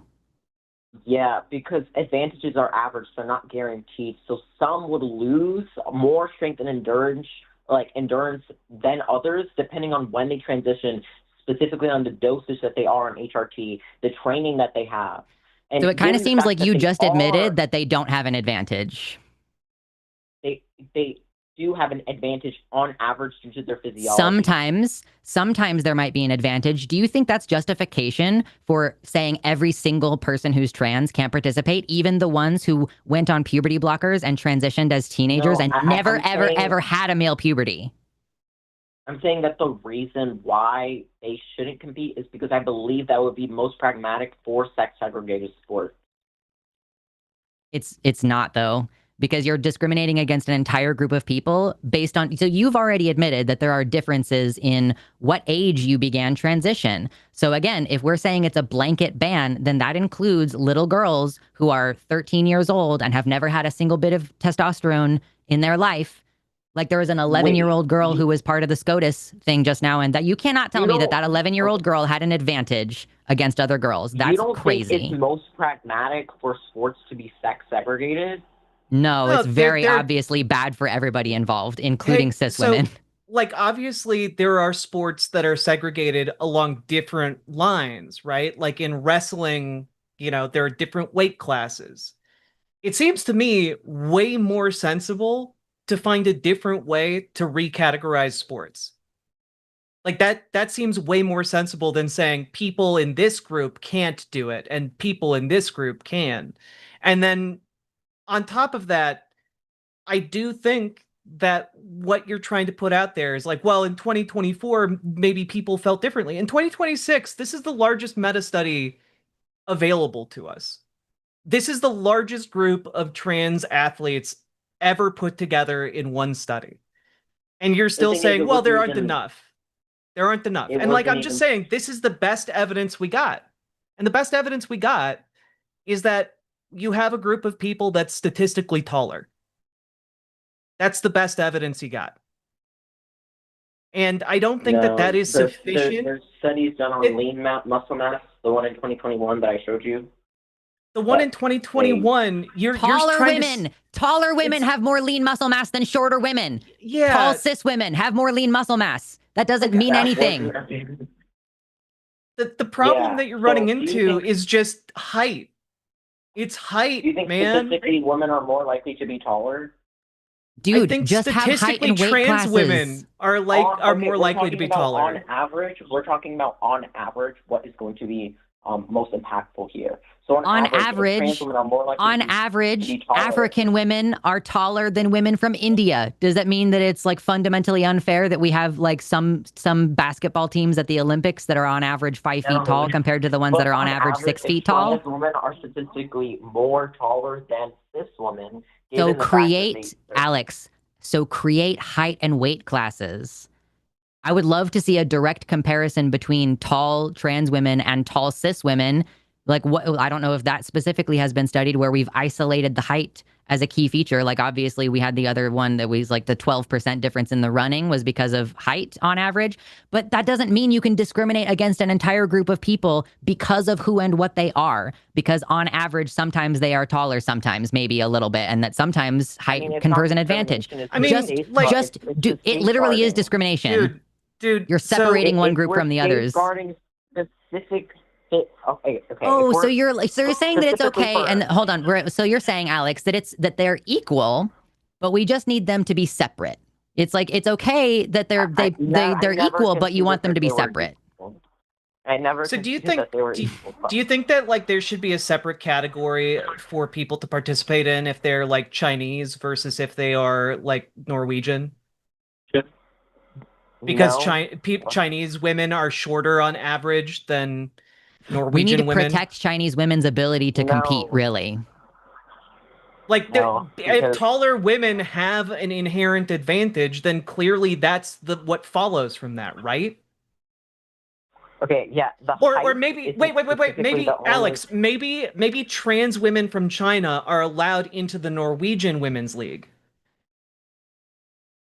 Okay, you see how this is stupid? This is a stupid line of thought for you to like be embracing when it really gets broken down. Yeah, specifically because I'm not saying that the only variable is height. I'm saying that there's multiple variables that are cumulative into why they which don't seem to be resulting in an unfair advantage. Like I'm not seeing the result of those changes or differences. Maybe not in elite sports. But I genuinely okay. What about college sports? Do you think it exists in college sports? I think that it would exist. Yeah, I think that. But maybe at a lower level due to the NCAA guidelines. But okay, so like if we wanted to use the case of like Leah Thomas, would you say that would be like an example of how like this? You think it's an unfair advantage? No, because I think that the Leah Thomas case is like directly unique to an out competition there. Why would it not be like applicable to exactly what you're talking about? A high school athlete and then a college athlete. You have a college athlete who transitions in the middle of college athletics. I think that Leah Thomas was at the same level as anyone else. If they were to, because they regulated like Leah Thomas's capabilities. So Leah Thomas would be the same as anybody else. So like this would be like an indicative case for us to look at, right? Yeah. Okay. So do you think it was unfair for her to compete in the women's league? And if so, why? Oh, did he drop? No. Damn. That's crazy. That's crazy. I was about to go down one of my favorite rabbit holes. Yeah, if that was an accident, the lines are still open and Alex can call back and we would jump right back into that. But I think I don't know if that was like I'm dipping or my mom suddenly walked into the room Yeah. moment. I guess I do want to finish my Yeah. train of thought though, which is that like like a lot of the conservative talking points around Leah Thomas are that like, well, she transitioned and then just had this unfair advantage over all other women that she was competing against. And to be very clear, what happened in the case of Leah Thomas, she was part of the competitions for UPenn. She was a very competitive, very successful swimmer. She was able to attain some top times in the country and some of UPenn's best times that year in the men's league, right? And then she started taking HRT, I think in 2019, and was forced to compete on the men's team. And Mhm. during that year, she still did fairly well, but like you can track like an obvious down curve towards her athletic performance. And then there was COVID, so there wasn't any participation. And then she came back the year after COVID shutdowns ended and participated. And that year, she was able to win one of the NCAA championships in swimming by having a top time in, I think, the women's 200 freestyle. I think I might be misremembering the exact one. But in the other ones, in some of the shorter competitions, she was in fifth place. She was in, I think, dead last I think in on one the of the same races day she got on the first, same fifth, day. and eighth place in different races. And at this same like her best time that day, even though she did win, not comparable to the records set in the NCAA, let alone not comparable to the records set in that event at the Olympics. And also, I believe in that same competition, there was another woman competing who set 14 NCAA records. And the idea that like Leah Thomas was somehow kind of like this, wonderkind, just like, whoa, came out of nowhere. No, she was one of the best swimmers in the Ivy Leagues prior to her transition. And then after she transitioned, she was still a very good swimmer. This isn't a difficult thing. It's just like, yeah, when you're good at things and you keep practicing at them, you stay good. So, like, if this is the best example of this unfair advantage, it seems to me like this is absolutely par for the course of like, wow, she transitioned and like was able to compete exactly at the level of her peers in this other league. And so it is baffling to me that when you have all this information, you're like, well, no, no, no, no, no. You see, all cis women can compete with each other.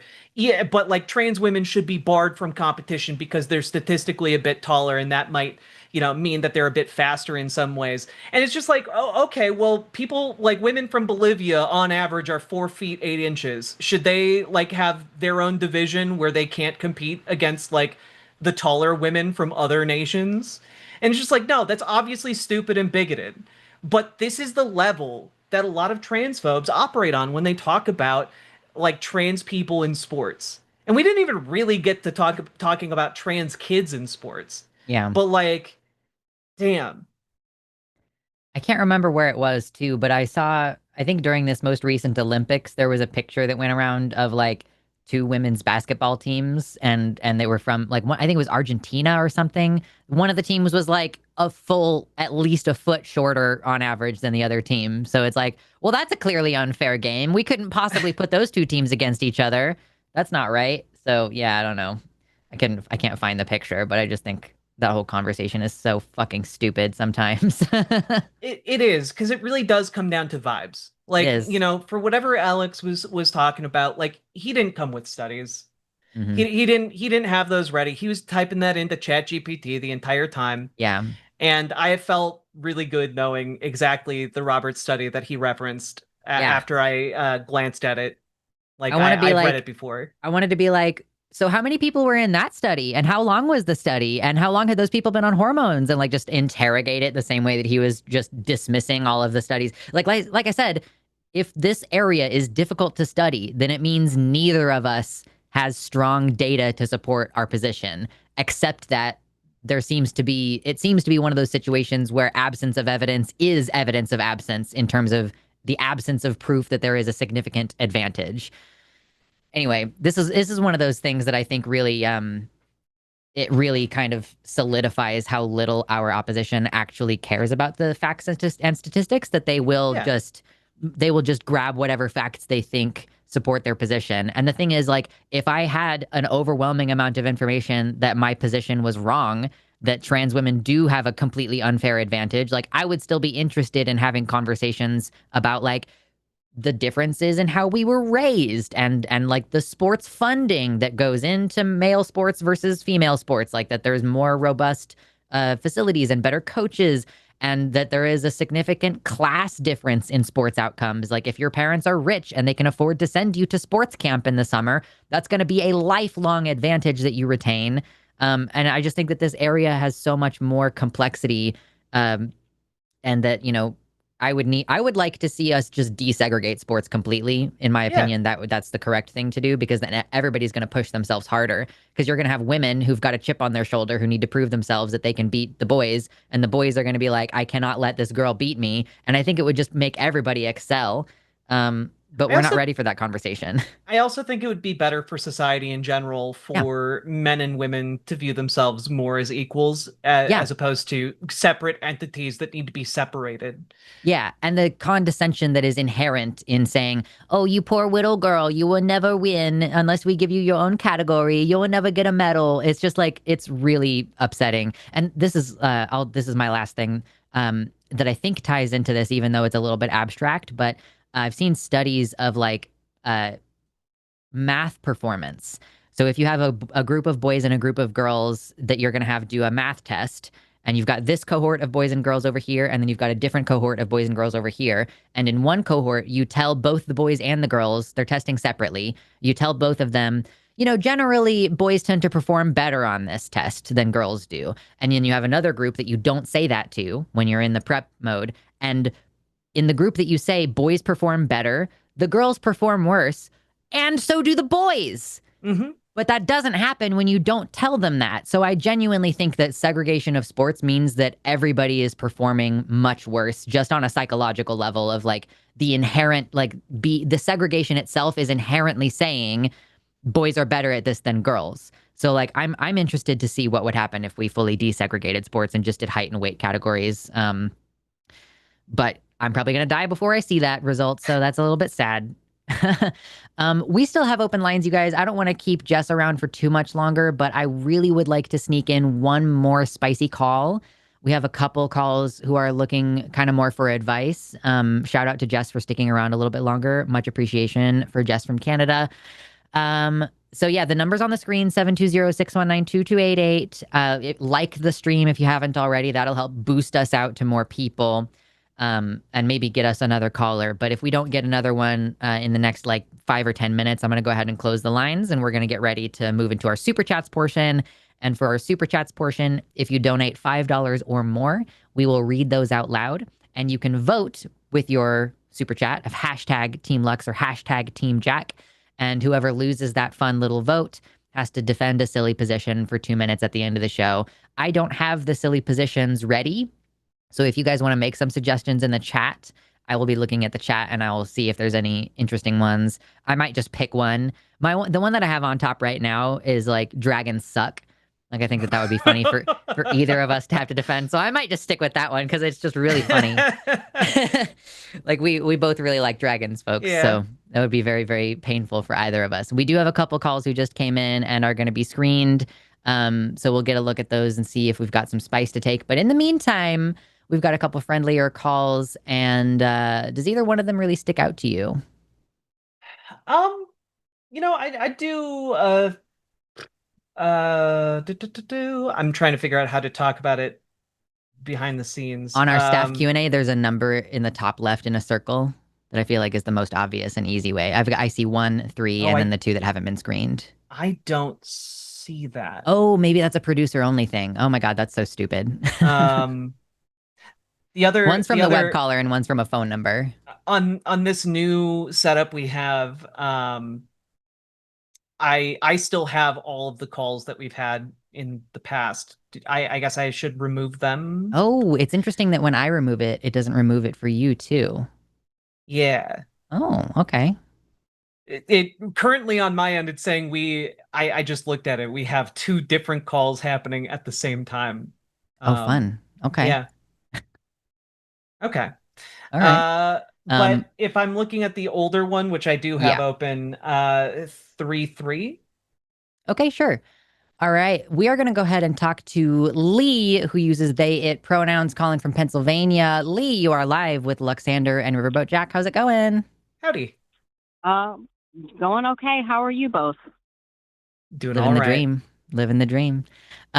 So you have a question about what is it? It says some studies that talk about trans ideology being a mental health issue, and you wanted to discuss that. So go ahead and lay it on us. What do you want to expand on that for us, please?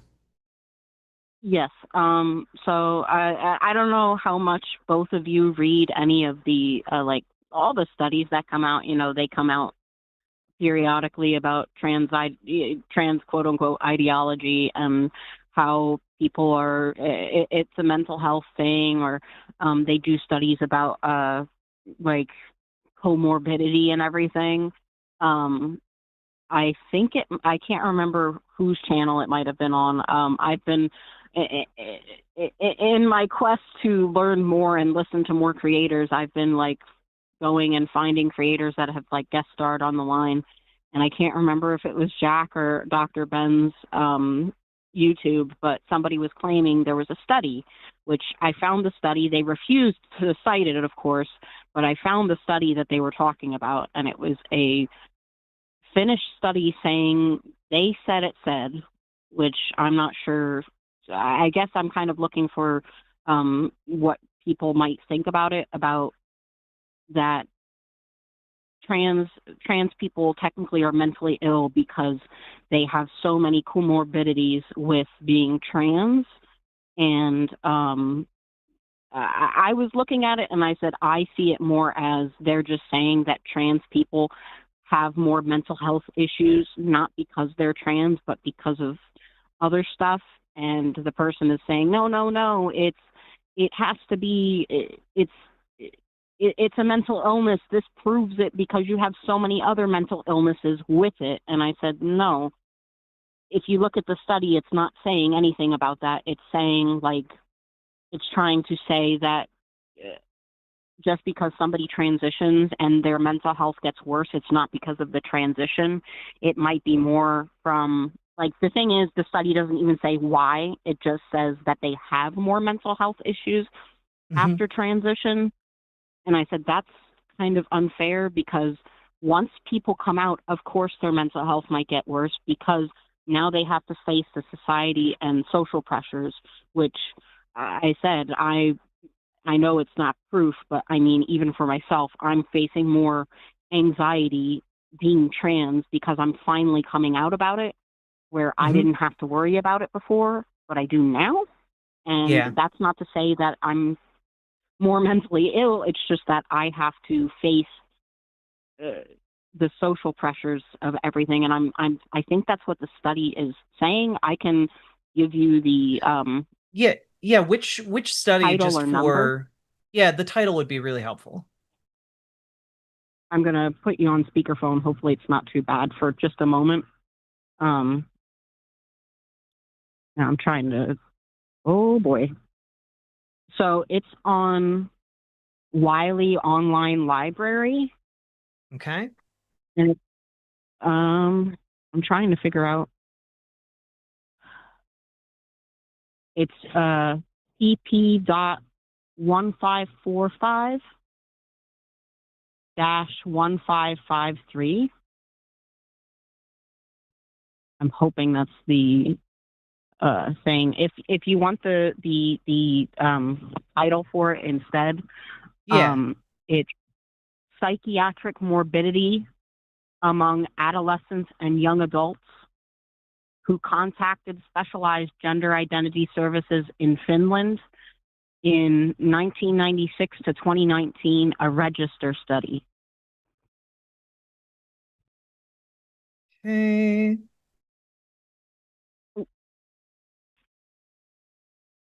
There we go. Hold it up. Yeah. Let's see here. And I mean, I, of course, kind of look at it this way, which is like, oh, it's one study saying this. Or I personally, when I was reading it and trying to look over the information, I didn't just read the abstract or the conclusion, because the conclusion is saying, oh, people have more mental health issues. And I'm like, yeah, not because of being trans, though. It's more so people, like, the thing is, in the study, it doesn't seem like it's telling you why they have mental health issues, just that they have them. Yeah. And I said, I mean, that's kind of, yeah. not great for a study to say, oh, yeah, they have it, but not why. And it does seem to be implying here, just as I'm going over it just very quickly because I'm unfamiliar with it. But it does seem to be saying here, like, hey, maybe like gender affirming care intervention has a negative impact. But it does genuinely seem to be that they don't exactly look at why this happened. And it just kind of, if you are transphobic and you read this, you're like, ah, yes, the gender affirming intervention is clearly what caused this. But it's also much more likely, just as somebody who has undergone, hormone therapy and gender affirming care, is just that this process and then trying to exist in the world, you encounter a lot of bigotry. And that bigotry and lack of support, we know, causes mental distress, and that distress can in turn cause different conditions to manifest. So it's not like, it's far more likely that, especially when you're talking about adolescence, right? And this study is specifically about adolescents and young adults. What we know is that if you don't have a parent that is affirming and supportive, like, your likelihood of making an attempt on your life as a child goes way, way up, like astronomically higher, because that's the level of distress that those children are under. And it's not because gender affirming care makes them more distressed, it's because of the lack of support, right? And I think that, and that's even more profoundly pronounced among children and young adults. And so I do think that obviously transphobes are going to see what they want to see out of this. But if you take this in conjunction with the other studies and other data we have about the effectiveness of affirmation from parents and the support of family structures for transition and friend groups for transition, and how that has a positive impact on the mental health of trans people, and especially if you take into account that this study group like begins in 1996 and goes until 2019, the level of support for trans people in 1996 was astronomically low.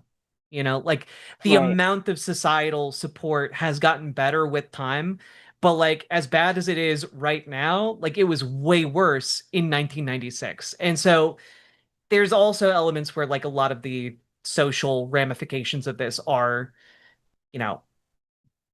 you would need to take this in conjunction with a lot of other additional evidence and knowledge. And if you aren't doing that and taking it completely in isolation at face value, you're going to come to some erroneous interpretations, I think.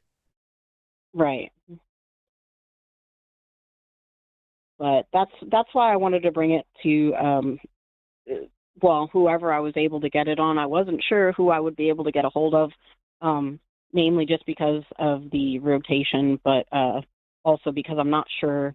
I know, Jack, you read a lot of these studies and you know how to read them. I know Jovan and Forrest as well do. I mean, I know a lot of people on the line do, but I mean, like, that do it a lot more than others. and just, I'm one of those people that like, I like reading anything, and I'm going to read and look at stuff from the other side, even if people are like, oh, you shouldn't, don't consider it. And I'm like, the thing is, I appreciated it because Lux said it earlier that like, if we had the proof that gender affirming care was doing more harm than good, or there was more proof that trans people being in sports is doing more harm than good, or hurting more people than helping more people, I would be reconsidering my position and completely, because we'd have proof. But the fact that we have like one or like maybe 10 studies at most that are like, trans, and then we have hundreds of others that are like, no, gender affirming care is good, and like trans people are not what people are making them out to be. It's the comparative of the two. And that's why I was like, okay, when I heard of the study, I'm like, let me go see.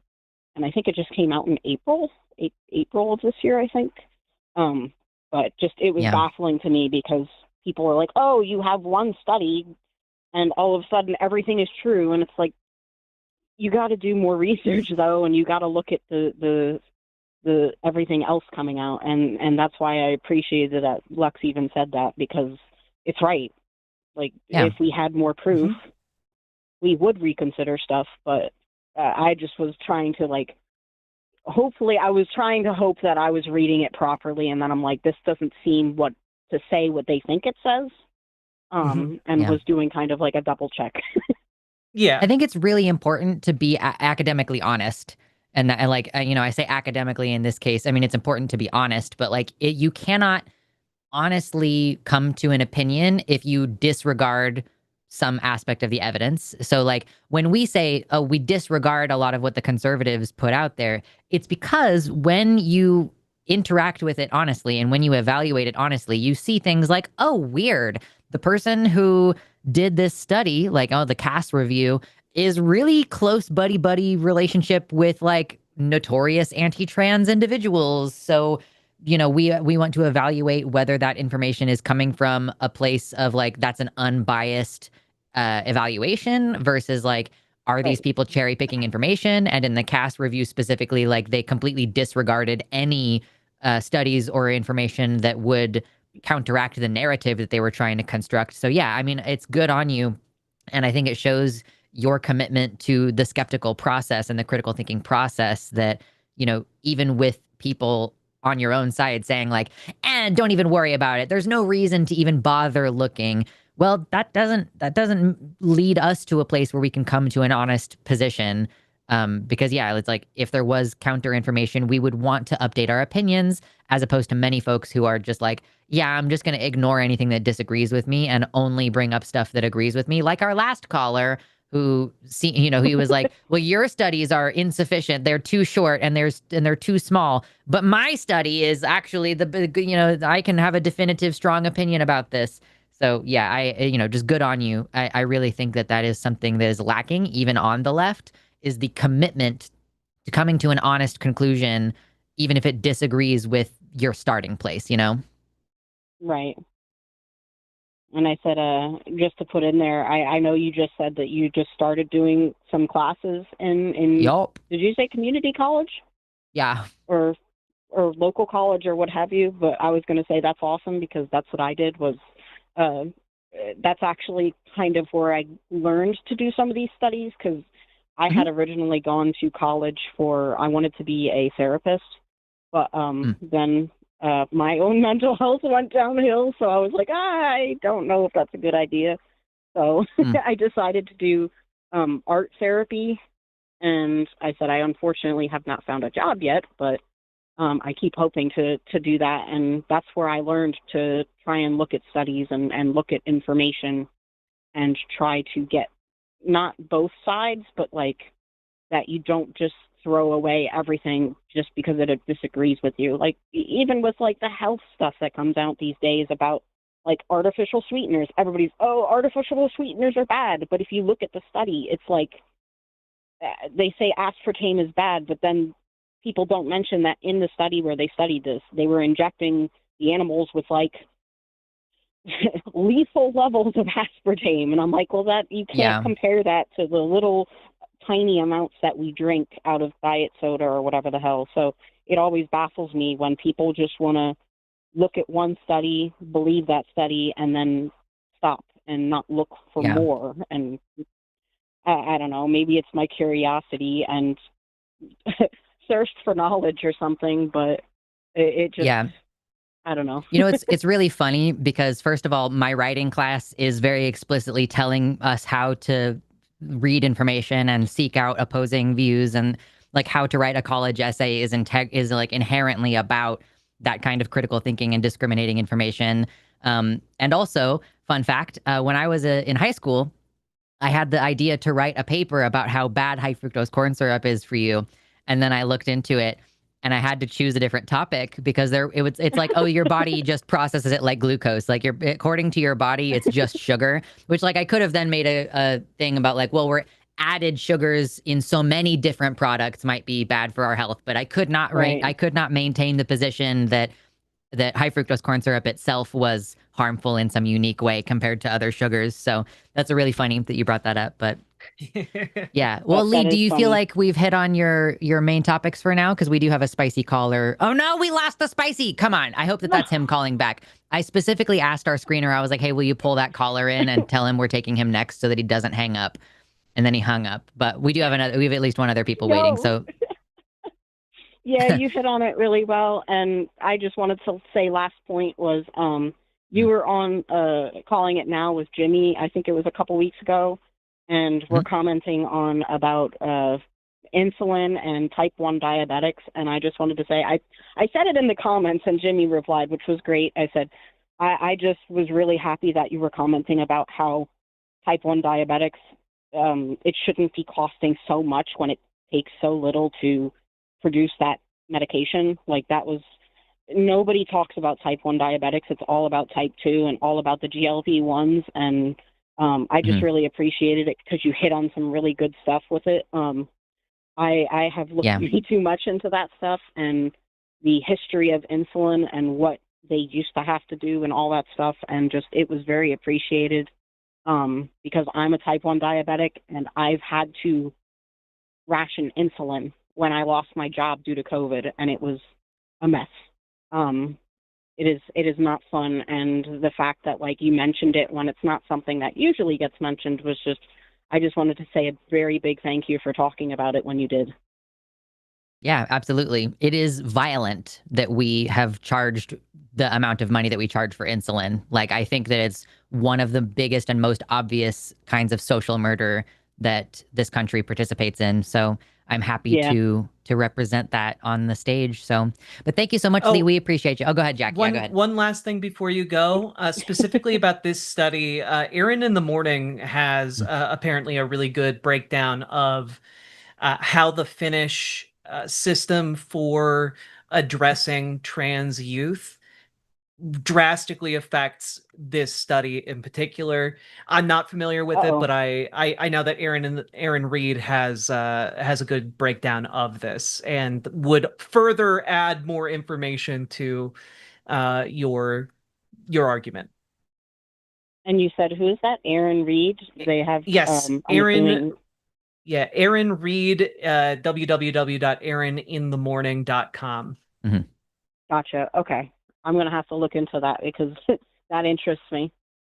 Yeah, it's from April 6th of this year. So if you want to look it up, you can immediately after this call if you want. Yeah. Awesome. Thank you so much. And thank you so Yeah. much for taking my call. You guys are awesome. I've called in quite a few times and every single time I've not been disappointed or I've appreciated the call no matter where it goes. Awesome. Thanks for calling in. Thanks, Lee. We'll talk to you again. Bye Thank you. bye. Bye. Take care. Bye. We I have just almost used call in studio to hang up Oh, like a no. dope. What were you gonna say? We have a lot of like just people who hung up today. Like Yeah. a lot of people called in and then just immediately hung up. It's so strange. As far as I know, Call In Studio is working. I mean, we have had some issues because there was an update that just pushed recently. But listen, I we have one more caller waiting. I don't know if that's going to take us a full 30 minutes. So I actually want to pause for a second. Ian, we see you. We're going to take your call. I'm just going to take a moment to solicit to see if we can get one more spicy caller so that I can let Jess get the fuck out of here. She's taking a little bit of extra time to screen for us today, and I really appreciate that. Jess. Thank you so much to Jess.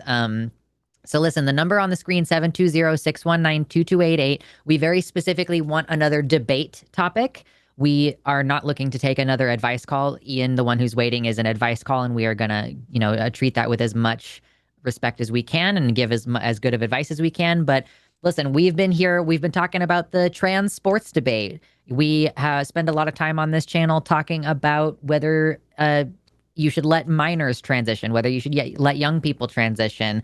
I would really love it if somebody could explain to me why you are against minors transitioning, but you support circumcision. That's a big issue that I would like to get into the nitty gritty of.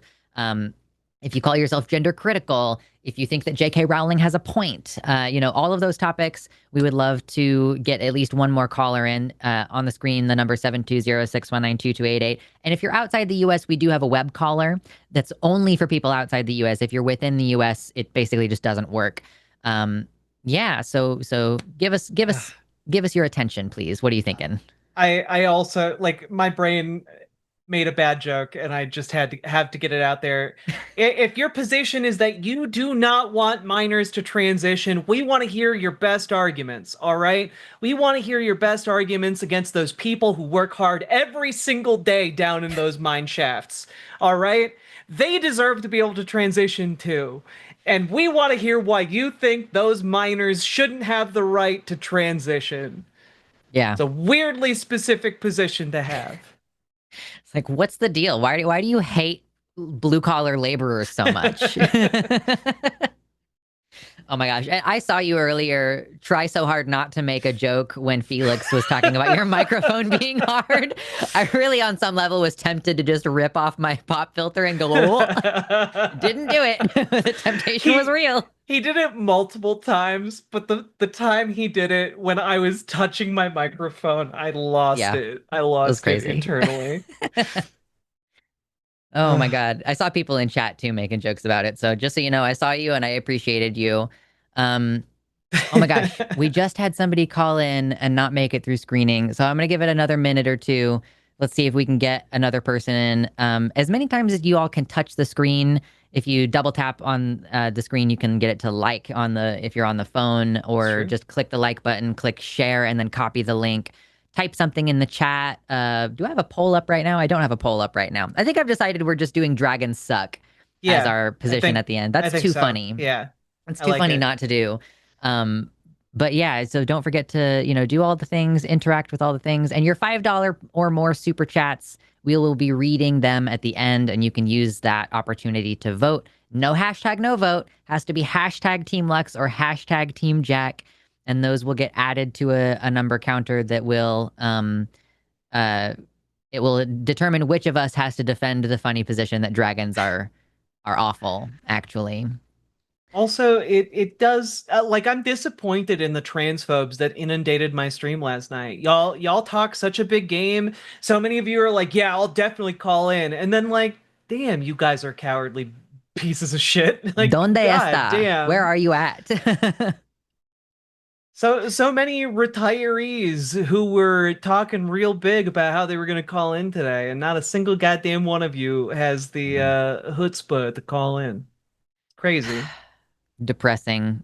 Listen, we got time for one more spicy call. If you consider yourself gender critical or you don't like trans people, we've got lines open for another 1 or 2 minutes, and at which point I'm going to give up and let Jess get out of here. But listen, this is your opportunity to talk to two trans people, and if you are not rude, we will not be rude to you. If you decide that you want to bring the spice, though, and give me an opportunity to really yell at somebody today, that would be wonderful. I enjoy that very much.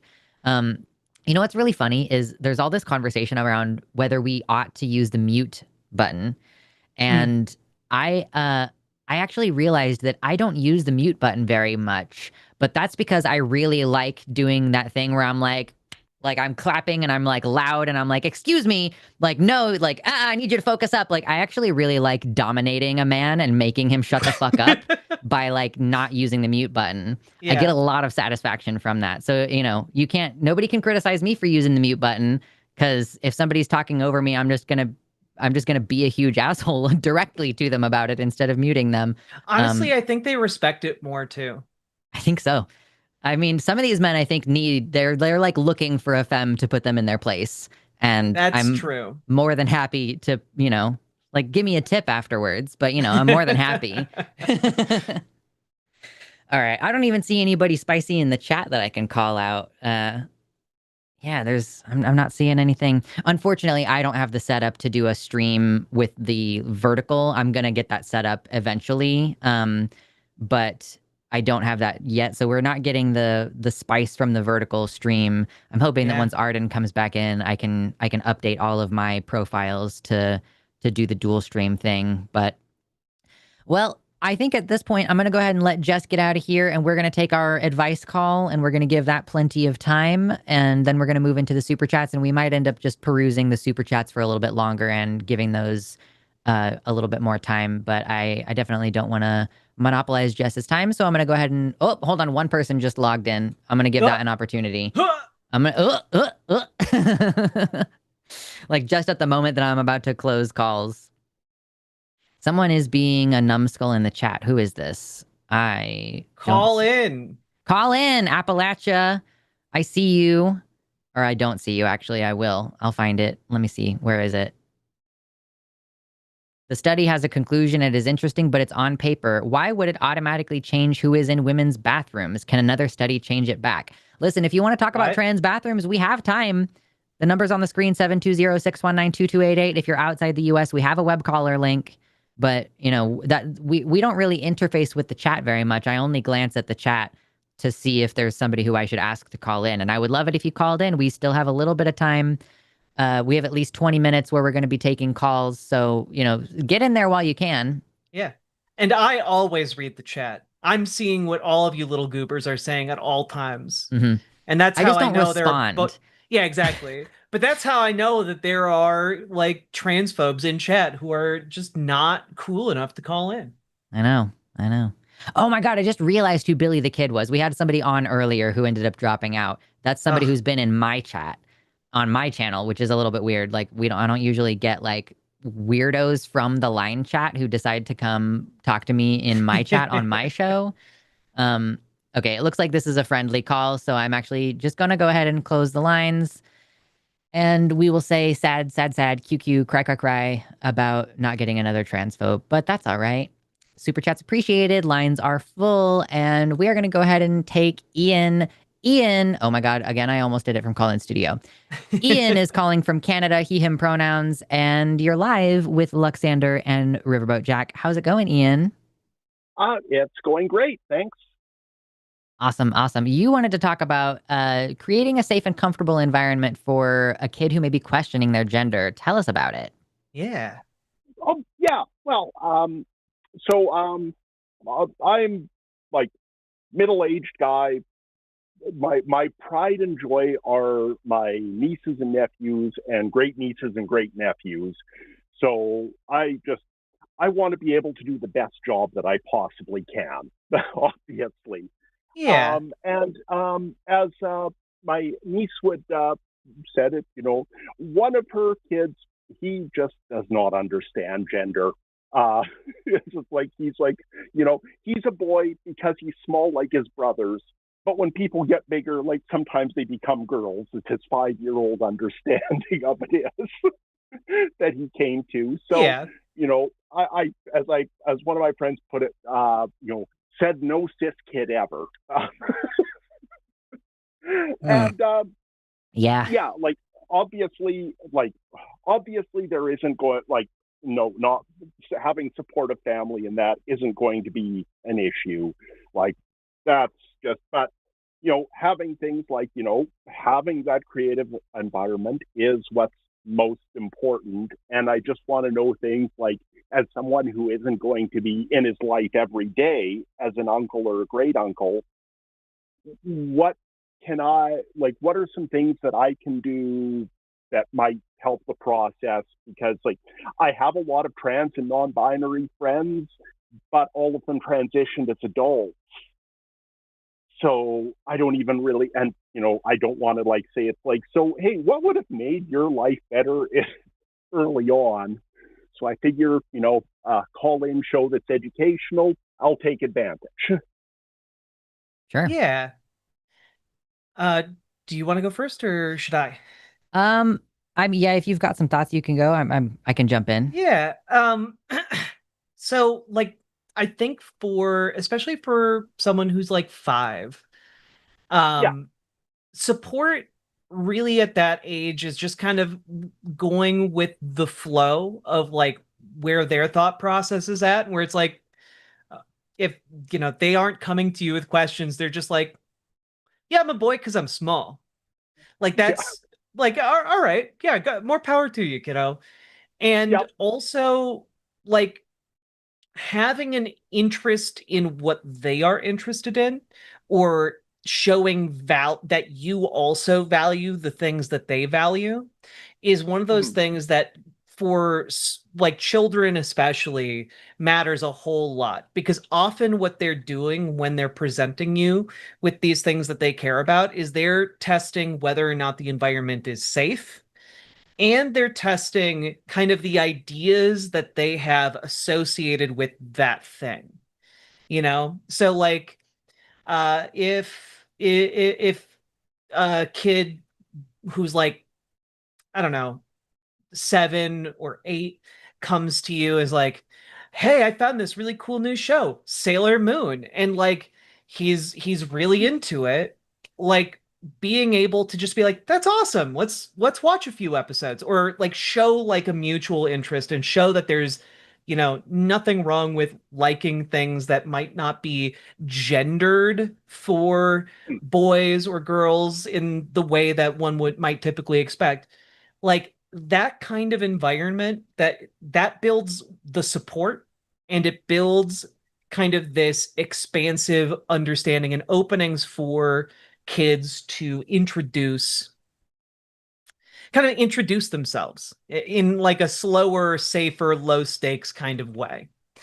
And by showing your interest, and that you value those things, that's the kind of thing where when they do start having questions, or they do want to start like experimenting with presentation, or they want to try out different pronouns or something, you're going to be someone who is safe for them to do that around. They're not going to be worried in that way. And so like I think a lot of it kind of comes down to like having this idea that, and I know this sounds like simple, but unfortunately not a lot of people, not enough people have really grasped onto it.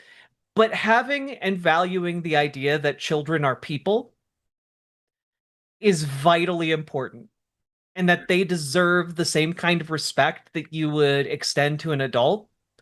Vitally important, because they see how adults interact, but like so many people look at a child and they're like, you're basically property.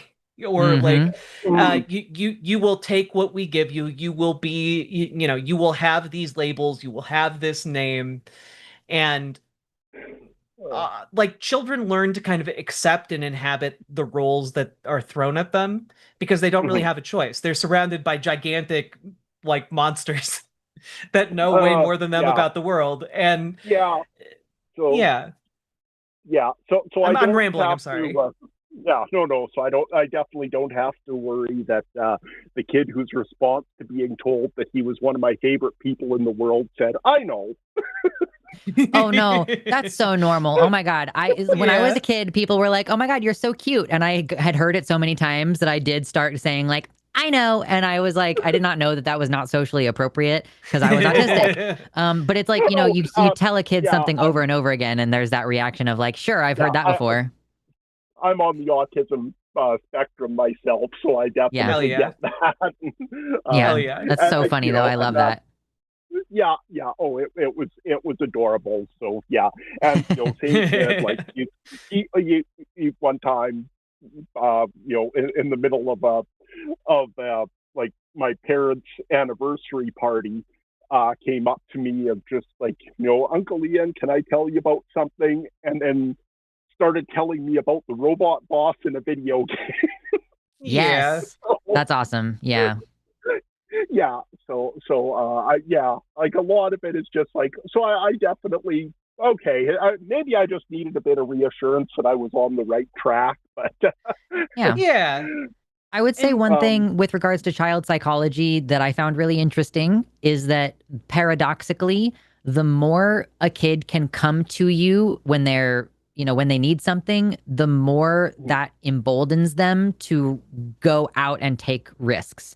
So like if they can run to you and be like, owie, I hurt my knee, and you say, oh, I'll kiss it, boo boo, better now, they then are more confident. So like basically anytime this kid is questioning or needs someone to talk to, like just consistency from you, even if you're not directly involved every day, like consistency from an adult who it's like, you can tell me anything, anytime, and I will try to help you feel safe and confident, then that will like increase that kid's independence. Which it feels like it should be the opposite. But yeah, so just anything you can do that like fosters that dependency a little bit, or the interdependency of kids. Yeah. My cat came from chin scratches, so I had to... Yeah, we did get a spicy caller, so I am gonna want to hit that before that person hangs up on us. But did we cover everything, Ian? Do you feel? Yeah, pretty much. Although, if I could say, just shout out to anyone from the Kansas City area. A lot of trans and non-binary family there, and you are awesome. So, shout out. Yeah. I'm from Kansas City. I don't live there anymore, but it's in my heart forever. Yeah, I love it. One of the best birthdays I ever had was with a bunch of trans and non-binary people getting barbecue. So, oh hell yeah, that's awesome. All right, well, thank you, Ian. We appreciate you, and we wish you luck out there. Yes, thank you very much, and I'll try and catch the show live next week. Bye. Hell yeah. All right. Bye. Ian. Okay, we have one last caller. I want to make sure we get to this. Make sure we have plenty of time to talk to Jared, who's got Zzier pronouns listed here, calling from Massachusetts. Jared, you are live with Luxander and Riverboat Jack. How's it going? It's going good. I just wanted to ask, do you think there are some people who are in the trans community that aren't actually trans at all, but they are, let's say, fetishizing the whole trans identity thing? That's a big question. Yeah, I don't know exactly what you mean by that. Yeah, what do you mean by fetishizing? Like getting off of the idea of trying to, let's say, for example, I'll just say this actually, the person who, Finster, right? He's a person who only became trans because it is what people in his audience kept thirst trapping for him over, and what gave him money, right? Because he kept trying to look like a woman. Are you sure that's why Finster transitioned? Or is that like just an assumption you're coming to? I'm sure that's why he because he, at the whole time, if you look at clips from his past stuff like that, he even said that he was never like, he only did it because, like, he was getting a lot of views from, looking like a, the pretty lady boy, whatever, right? And he's stuck with that, But again, like, this seems to be like an assumption you're making based off of like, do you know this person? I know for what he said in previous clips from his past streams. So like you know what this person has said on their show, but you don't like know why they transitioned. Like ever since they transitioned, like he's delved into a whole drug addict fucking like depression, like drink alcoholism, like all the because he doesn't. So Jared, really train. I think what you have. Jared, you have had a very unique opportunity to witness something that most people don't get to witness, which is the very messy process of a person figuring out their own gender. Like, why would Finn have been cross-dressing in the first place? Like, if you're, there is an assumption being made here that it's for sexual gratification, but then, like, the fact that that has part wasn't sexual continued. gratification. That I was referring to another YouTuber. But I just want to cover that one. I decided to go with that one first because that's the financial stuff. I guess he was getting lots of money from this one particular millionaire donor. Well, I guess my point is that I'm not particularly interested in speculating about the reasons why someone I'm not that familiar with did or did not transition. I guess I'm interested more with the framing of your initial question. Do you think that there are cis men who fetishize being men? No. Okay. No? Why not? Because they don't fetishize. Oh, I'm a straight man with a penis. Yeah, I'm sticking my penis and yeah. I'm like for example, I'm a straight guy. When I'm fucking are you sure about wife, that? I'm not looking at Are you sure about that? I feel like I've seen people actually do that. I've seen cis women do that too. Okay, so here's a question. So because this tends to focus so much on transgender women or trans femmes, so there are cis women who get off on being women. Like Billie Eilish talked publicly about how part of her reckoning with herself as a queer woman was that she likes to spread her legs in front of a mirror and masturbate in the mirror. So that sounds to me like she's fetishizing being a woman, right? I don't really think like that's like really fetish. I think it's someone who's like mentally disturbed, who's getting off to. Why? Like, yeah, where does mental disturbing come in to this? Zero, because it reminds me of like this one fucking thing I heard from like this fucking porn star was talking about one of her experiences, and the guy that was screwing her was staring at himself in the mirror while he was screwing her. That's some like serial killer type vibe shit. Like I wouldn't go anywhere near that. So that sounds like a man fetishizing his masculinity. That sounds like a man who likes to watch himself in a sexual role. So why would that? You're just saying that the only people who can think that they're sexy are mentally disturbed? Like, well, even if a porn star was put off by a woman who's been ran through by thousands of dicks, and she's put off by that, I'm thinking that's probably something that's not really common at all. Something being uncommon doesn't make it like a disorder. Yeah. And it doesn't make somebody's gender invalid. Like, not everybody paints paintings for a living. That doesn't mean being a painter is a mental disorder or something. Like, the whole point these are people who are into things that are different from what you're into. But that doesn't mean that they're wrong for like liking looking at themselves in a mirror, right? What you could compare it to is kind of like kink shaming someone, and I agree. Some kinks you should shame people for. If someone likes getting fucking stepped on or fucking pissed on, yeah, you should shame them. They're fucking weirdos. Why? Yeah, that's completely like you can be judgmental personally, but it's not like you're morally better because you're not into that, or that they're morally or like mentally sick because they enjoy those things. I don't like getting pissed on or stepped on. Yeah, as a especially with the stepped on. How does that have anything to do with morality? If two consenting adults enjoy something together, morality doesn't come into it whatsoever. And like your feeling of superiority, because here's the thing, you've demonstrated, Jared, you've demonstrated multiple times in this call that you think you're better than other people. You think you're better than a porn star because she has been run through by hundreds of men. You think you're better than somebody with a kink that you don't have. Like, you think you get to, that your perspective and your experience is what is normal and everything else is like morally bad and abnormal and sick and mentally ill, which is fucking crazy. No, it's not crazy. I would say it's no, but it is though. Like you aren't into getting peed on, right? You aren't into getting pissed on, right? What is wrong if somebody else is into getting pissed on? What's morally wrong with it? You are like you are just kind of speaking of from a place of like, you think that's gross, but like, what's morally wrong with it? If somebody is pissing on another person who wants to be pissed on, how does that in any way affect you how does that in any way have any bearing on like a moral level? We're assuming that they're doing it in private, right? So where is the moral harm? Where is the moral injury? I wouldn't say there's a moral harm, but I will say that it doesn't exempt them from being bullied for it. Because I'd bully the fuck out of someone if I knew someone was. Yeah, but that's shit. a moral failing on your part. Yeah, you are a bad person for that. Like, you understand, like, bullying someone for that behavior that doesn't affect you and doesn't involve you in any way, that's a moral failing on your part.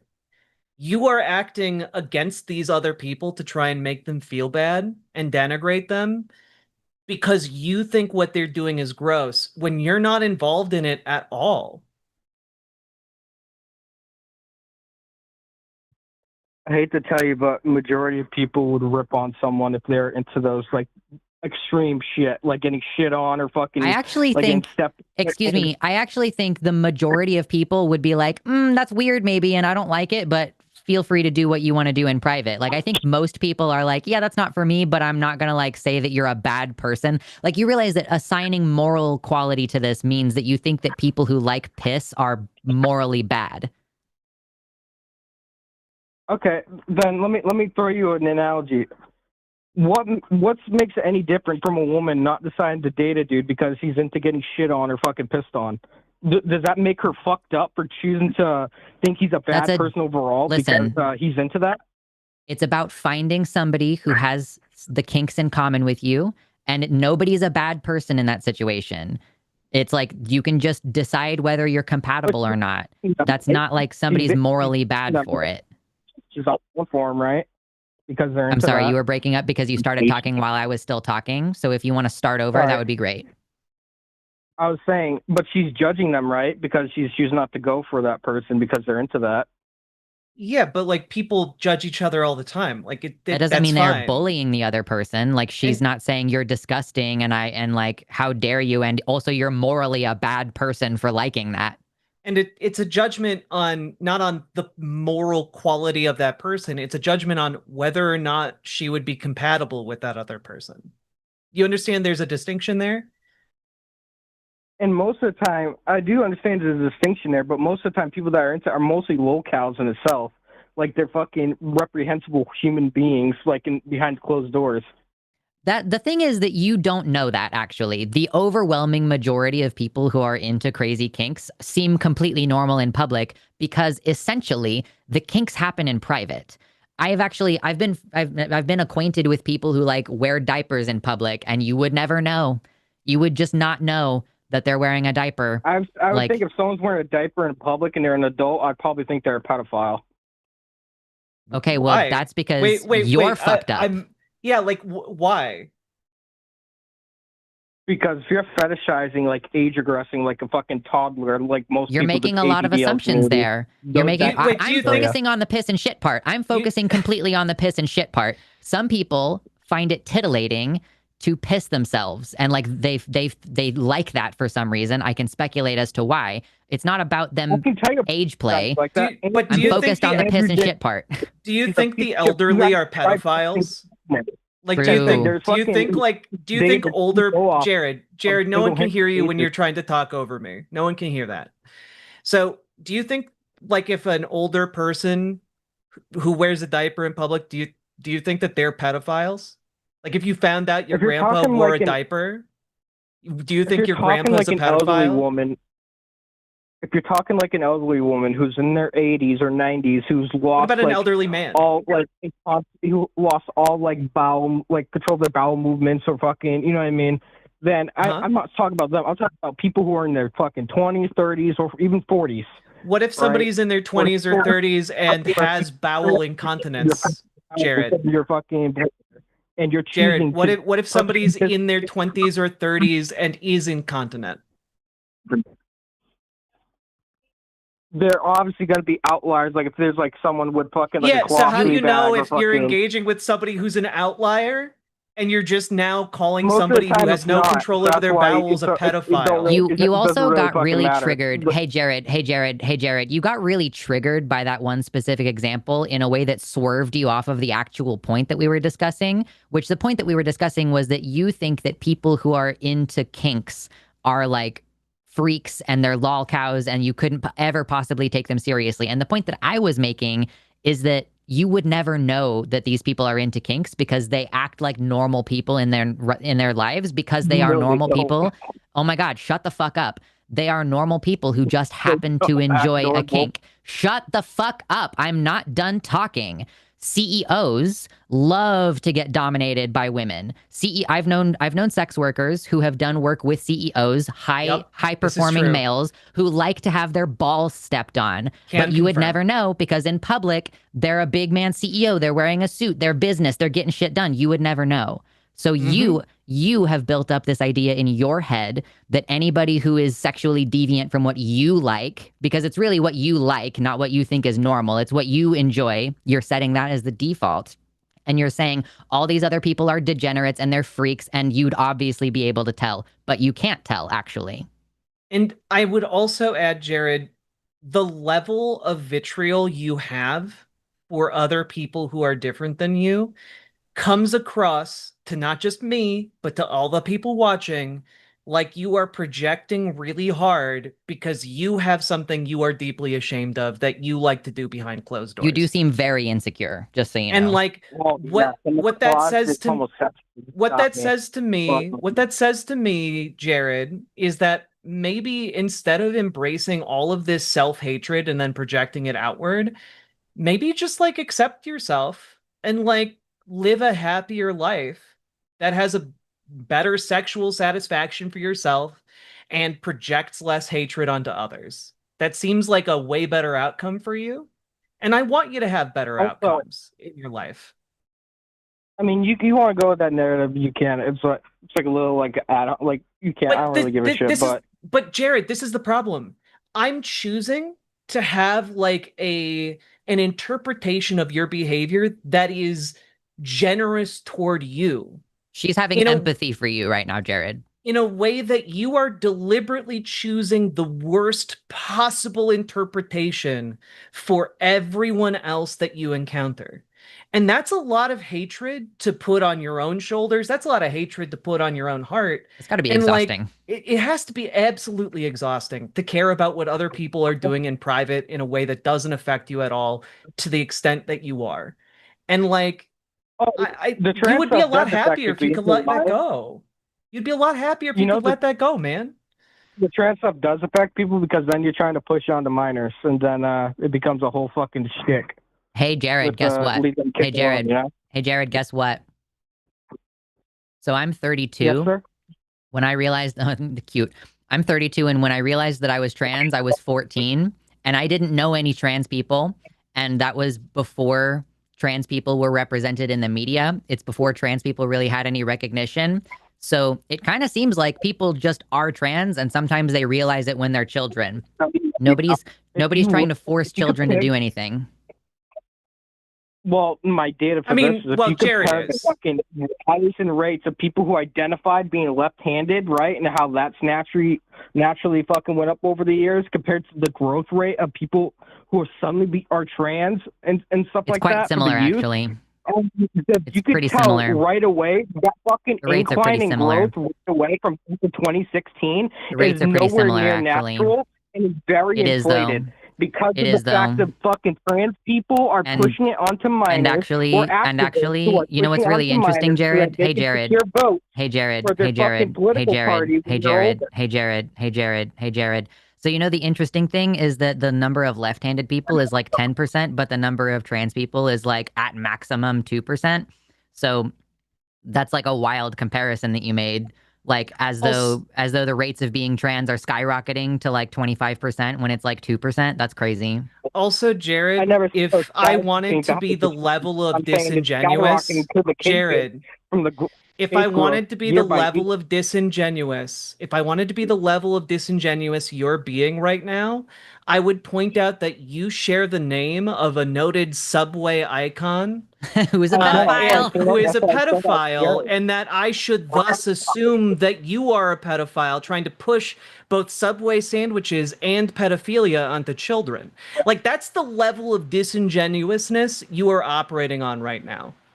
I mean, And you don't have to choose to be this way, Jared. Didn't happen. The Catboy Ranch, the Discord, trying to come up with the thing. You don't have to be this way, Jared. Hell, there's even people on 4chan fucking into pink Dude, killing you're minors. literally out here talking about Joe Biden feminization camps like they're a real and persistent threat to the world. You're a joke, man.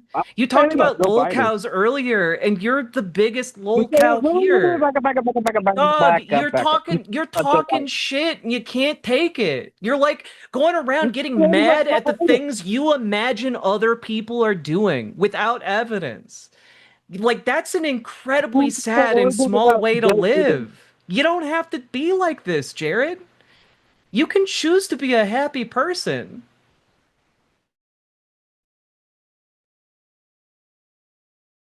Now, what about the women who are raped in prison from Jared, men who why identify... aren't you choosing to be a happy person? Jared, why are you choosing to be miserable like this? Are the women Jared, who are raped in why are prison you choosing to be miserable and hateful?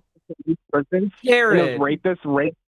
Are Jared, those women's safety? What, Jared, making them what happy? do you... Jared, what are you getting out of this experience? Like, you clearly spend a lot of time thinking about this. Like, you've gone on multiple different tangents, so you clearly think a lot about this, and you think about it in a lot of different ways and from a lot of different angles. What are you getting out of this right now? Like, you are very angry, and I'm wondering what you get out of that. I'm angry. You've been mauling this laughing. entire call. You're laughing right now to mask the fact that we accurately called out your anger. Like, why? Like, what's up with you, man? Like, why are you diverting like this? Wasn't trans people angry with Hogwarts Legacy harassing people over playing Hogwarts Legacy on stream? Like, you could answer a direct question if you would like to maybe have a conversation. Like, I don't know if you know this, but conversations tend to go back and forth, and like you actually respond to what the person just said to you instead of jumping to a completely different fucking topic. And Jared, you think about trans people and trans things way more than the average trans person does. Do you know how many trans people were thinking about Hogwarts Legacy today? Diddly shit. Forgot 0%. that it even happened, TBH. Like, the fact that you're like recalling this like it's an actual crisis is crazy. So just to be clear, we can't hear you when you start talking when we're still talking. So if you want to start that statement over, you're welcome to. What I was saying was, there's an active trans boycott campaign for the new Hogwarts Legacy sequel that's coming out right now. Like, obviously, I'm fucking bullshitting and trolling. That's right. Okay. So are you just admitting that this is a bad faith conversation and there's no reason to continue with you? Like, because you aren't even interested in talking about the original topic. The real fucking issues with trans people is that you're trying to replace women in women's private spaces, trying to claim you're women. Oh shit! Wait, are we doing great replacement theory right now? Wow, that's impressive, actually. Oh shit! Wait, who's behind the great replacement theory, Jared? Who's behind it? Who's putting trans people in women's spaces? Jared, who's behind all this? Why do you think the fucking all these? Is there a small group of people pushing trans people and trans acceptance? A small group of wealthy people. Fucking white people can have their own spaces. Jared, is there a small group of wealthy people pushing trans women to replace cis women? I never said to replace cis women as a whole. I'm saying like their spaces, like the fucking replace cis women in women's spaces. Yeah. Who's pushing this? Jared, who's pushing this? Which group of people is responsible for pushing this issue? Trans people for fucking choosing to sign up for the women's division, knowing that you have a biological features of a fucking man. You know better. Okay, you're an adult. so there isn't. So wait. Jared. There isn't like a grand conspiracy to replace cis women with trans women. I got real excited that you were like gonna like start conspiracy posting really, really hard. But your main problem is just like individual trans people like sign up to participate in sports. That's boring. It's literally the South Park meme of a fucking giant fucking Jack Brock Lesnar type bodybuilder. Why are you so angry? Jared, hold on.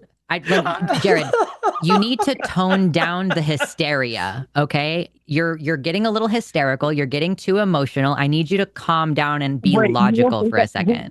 Jared, I love you have strong men. I need you to calm down. I love take a breath. Beat up and fucking Jared, decide to fucking. I love that the example that you have to go to of trans women in sports is literally a thing that didn't happen except in an animated cartoon show for like teenagers. Like, yeah, it's so real, guys. It happened in South Park. Are you fucking real right now? Like, are you so for real? I'm sorry, but didn't the world's strongest woman get fucking disqualified because it was a man? No, that didn't happen. Yes. Yes, so the recent world strongest woman. Yes. Have you considered? Yes, actually, you are so hysterical. I really think you need to take a breath.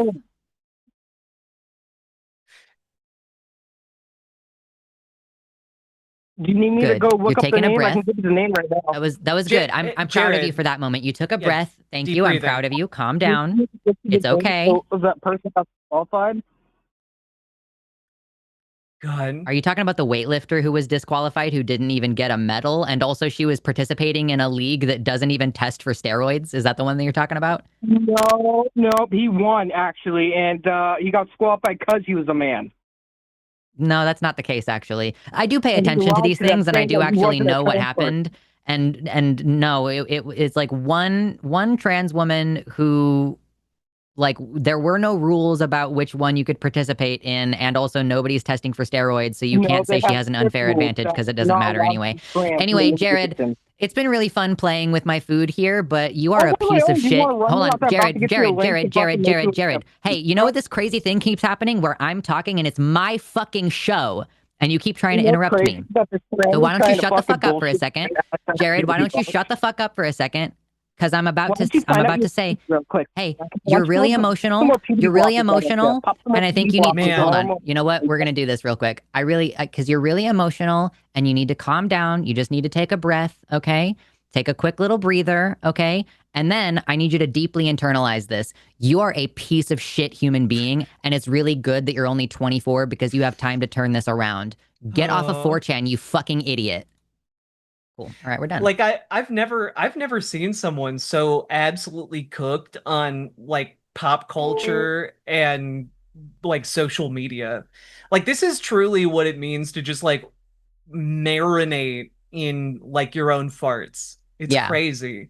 I do think he was referring to like I think there's like a British World's Strongest Games championship or whatever that had like someone, it was the champion in like 2025 got revealed as like a trans woman and stripped of her title. But like again, all of the evidence we have about athletic performance and trans people indicates that after years on HRT, that advantage is gone. Yeah. So again, like this idea here, like, oh, well, a trans woman did a sport. Okay, that's the crisis facing America right now. Well, trans people go into bathrooms. Oh, you're so incensed at the idea of people pissing and shitting on each other, but you don't want trans people to use bathrooms. Okay. I do think I hit on something there, though, which is that I think that this is the result of someone who is deeply, deeply insecure about themselves and what they're into and need to make an issue about what other people are into. Everyone would make fun of someone with a kink. Are you sure about that? Because, like, I've worked as a sex worker. I have interacted with people with a wide variety of different kinks. I can tell you absolutely that the people who are most interested in what other people are doing and in condemning what other people are doing in their own bedrooms that has no negative effect for them whatsoever, absolutely have shit in their closet they are running away from. They are running away from being into something. They're running away from an identity. They're running away from some crazy thing, right? Like, there's a decent chance that that person like is just trying to front so hard that they might, like, maybe they're trans. I don't know. I don't want to speculate about that too much, but like I do know that when I was in fundamentalist Christianity, I did adopt some pretty bigoted stances in an effort to try and like really prove myself as like, well, I'm not like that. I need to prove it to myself that I'm not like that. And I became a pretty hateful individual internally. And that's a choice. You don't gotta make that. You can just be who you are. Yeah, it's true. Well, that brings us to the super chats portion. We might have to run through this a little bit fast because we thankfully did get a spicy call at the end and it was worth it. Hell yeah, it was worth it. All Hell right. yeah. And I'm also kind of just figuring out this scoreboard thing. Jimmy made a tool for us, but I'm not exactly certain if it's going to work. So let's see how this goes. Thank you for the $5 from William, who says, it's hot. I'm tired. So I have $5 because I wanna. Hashtag team the one who can answer who the first Pokemon is. I mean, Jesus. Oh shit. It's It either depends. Charmander.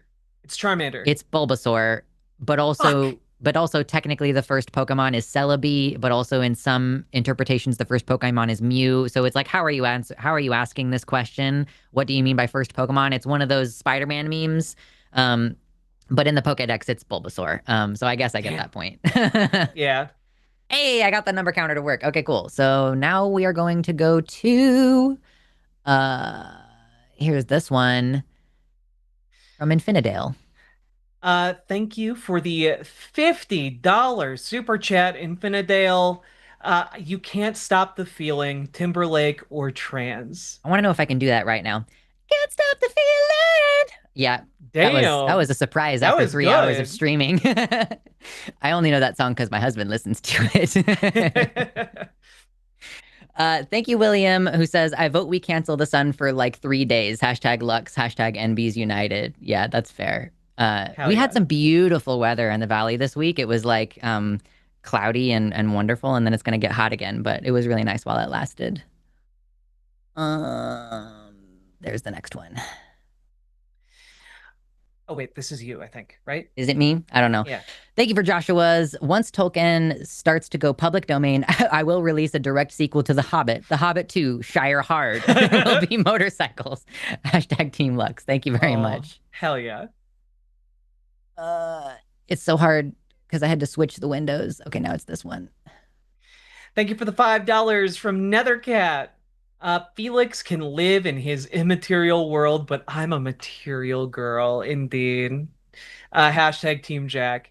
Hell yeah.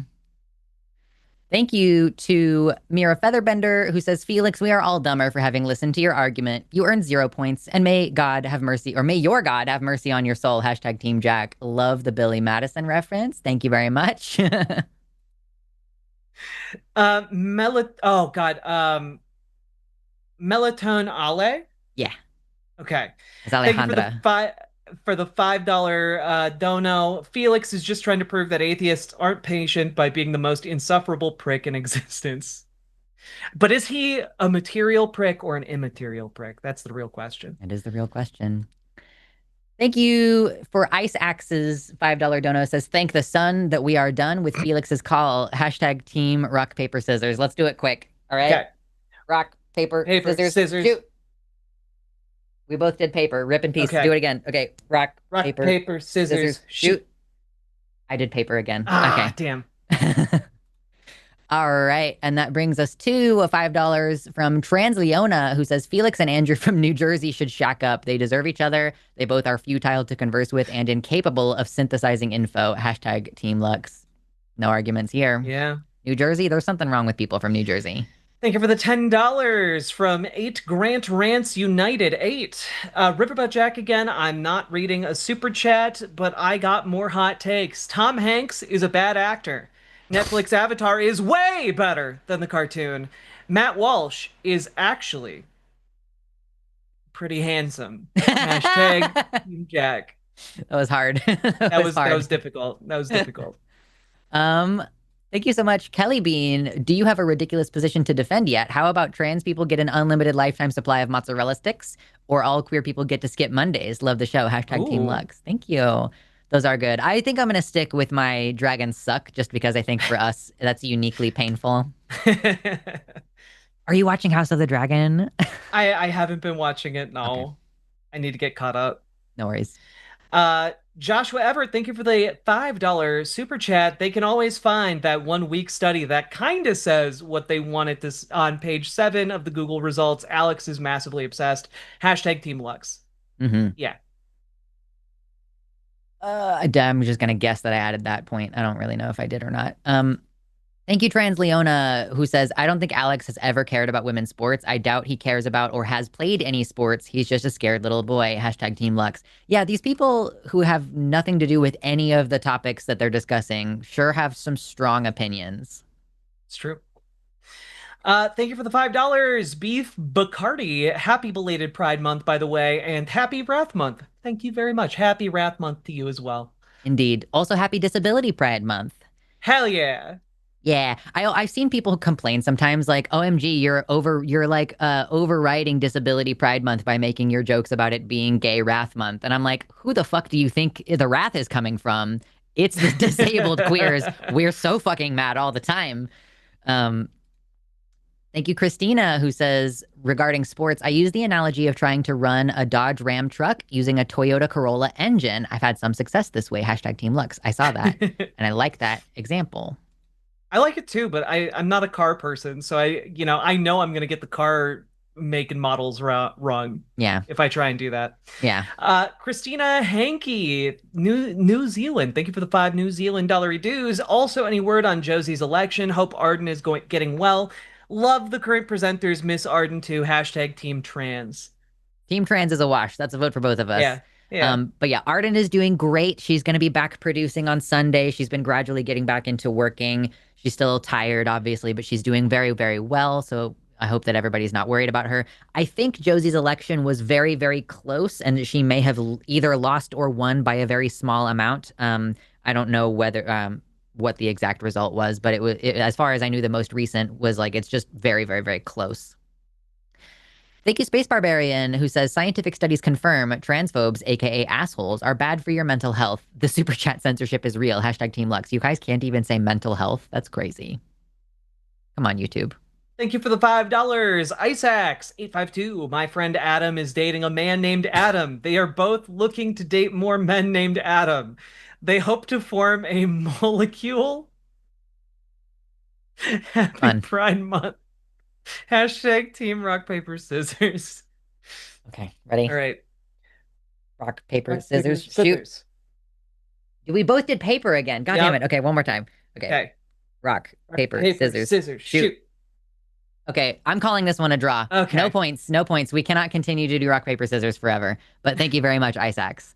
Mira Featherbender says, Jared's a moron. I'm 43, need medicine to help my weak bladder and take diuretics that make me pee more. I almost need adult diapers. Hashtag Team Jack. Yeah. Yep. It's like, well, that's an exception and blah, blah, blah. But you can't know unless you ask. So you're just judging people without having all the information. Anyway, he was a fucking asshole. Thank you for the $10. Iconic, demonic, compassion and empathy and understanding. These are the abilities that Jared and people like Jared sorely lack. This is why they usually have difficulties engaging in productive discourse. True? Very true. Thank you, Kelly Bean, who says, I've met toddlers with better emotional regulation than Jared. Yeah, the fact that he doesn't know how mad he is so funny to me. I like that he attempted to laugh. I like that he was like, I'm the so Joker not laugh. mad, I'm laughing. I'm so not mad, trust me. Hilarious. Thank you for the $5. Pibblepunk. Thursday is also my injection day. Coincidence? Yeah, probably. Love y'all. Hell yeah. Thank you, Brutus, who says, money, have it. Brain not smart today. Also, hashtag Team Jack. Yeah, money me needing a lot now. Yeah. Thank you very much.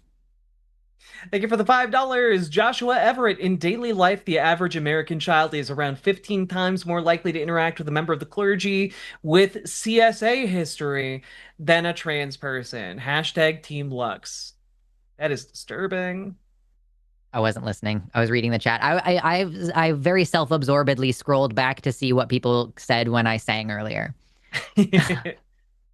But thank you very much, Joshua. And then we have one with no comment from the Trans SJW. Thank you very much for that. From William, this says, this is for Riverboat Jack. Oh, no, never mind. You read it. William Mattis, 1991. Thank you for the $5 super chat. This is for Riverboat Jack. She must read it. Can she remember how my name is pronounced? I did. I did. Hashtag Riverboat. There we go. Thank you, Squirrel Knitter, who says best chocolate chip cookie, cakey, crispy, or chewy. Hashtag Chewy. Team Jack. Yeah, I think Chewy. it's gotta be. It's like a combination of qualities, right? Because you want the like bottom and the edges to be a little bit crunchy, like a tiny, tiny, tiny bit crunchy. But then the majority of the cookie needs to have like an ooey gooiness to it, in order to be delicious. So thank you, Mira, who says 7 month post ankle surgery. This weekend, I walked twice as far as I could before, and I hell only yeah. had workout pain. Used to need a cane and had big pain with it. Love Team that Jack. for you. Fuck yes. Love to hear that you're recovering well. Thank you for the $5 from Catalina Gearbox. I heard an interesting phrase the other day. Anger is a discount on mistakes. That is interesting. Interesting. Yeah, I'm gonna have to cook that one a little bit more. I'm gonna have to mull that one over a little bit, but that is fun. Well, you guys, that brings us to the end of that part of the show. Oh my God. You know what's really funny is that they keep changing the profiles around in a way that makes it to where I don't have a blank one anymore. Wait, can I just get rid of what's on here? I don't know if I can. Okay, well, you know what? We're just gonna move to this one and then we're gonna cover it up. And if it's not good enough, then it's not good enough. And we'll just have to deal. So yeah, that was Riverboat Jack is the loser and has to defend the silly position that dragons suck. And why? Oh, here it is. Okay, so now I'm gonna put this up, and the countdown begins in 3, 2, 1, go. As you all know, we live under a system called capitalism, and in that system, there is a constant drive to maximize profit over people. And I'm here today to argue the concept that that system extends beyond our world and into fantasy worlds as well.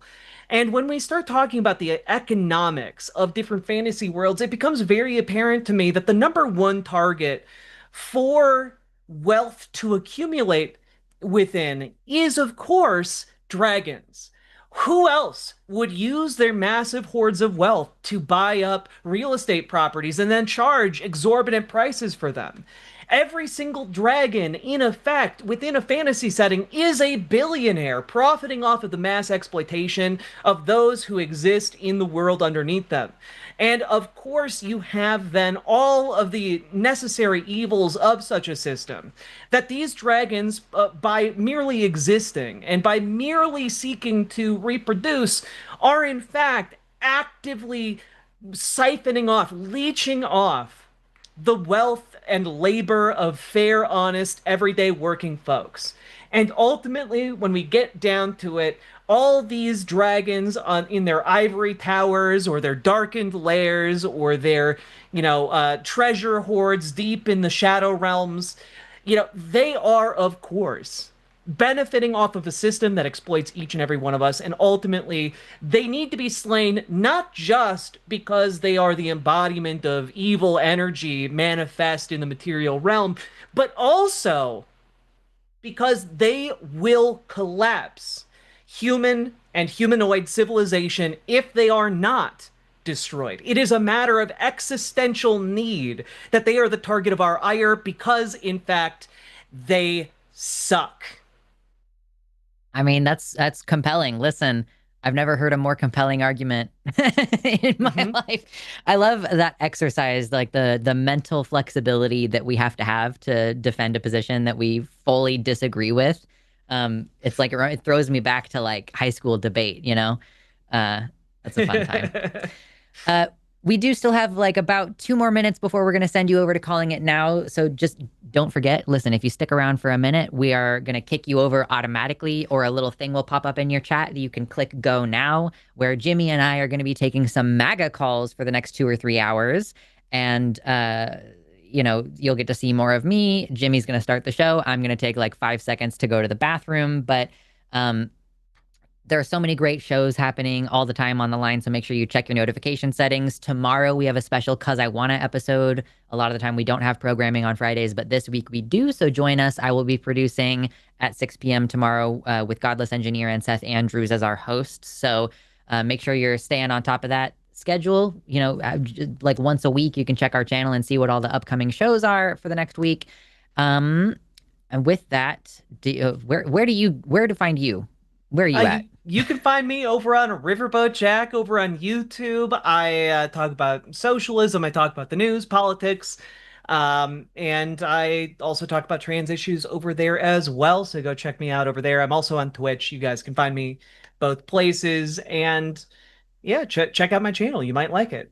Also, yeah. I do see a compelling argument here. If dragons let all of their gold out on the market, they would also crash the economy through inflation of the gold prices. That's because dragons are specifically enacting a long-term plan where they can accumulate enough wealth to release merely half of their gold reserves, and then they swoop in, pillaging all the way, while they buy things at rock-bottom prices and accumulate all the wealth.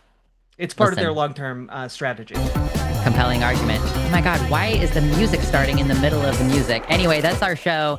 Make sure you stick around for a little bit. Thank you to our patrons. Go to patreon.com/calltheline if you want to see exclusive stuff, if you want to support us, if you want to help us get to a place where we can do a convention in person someday.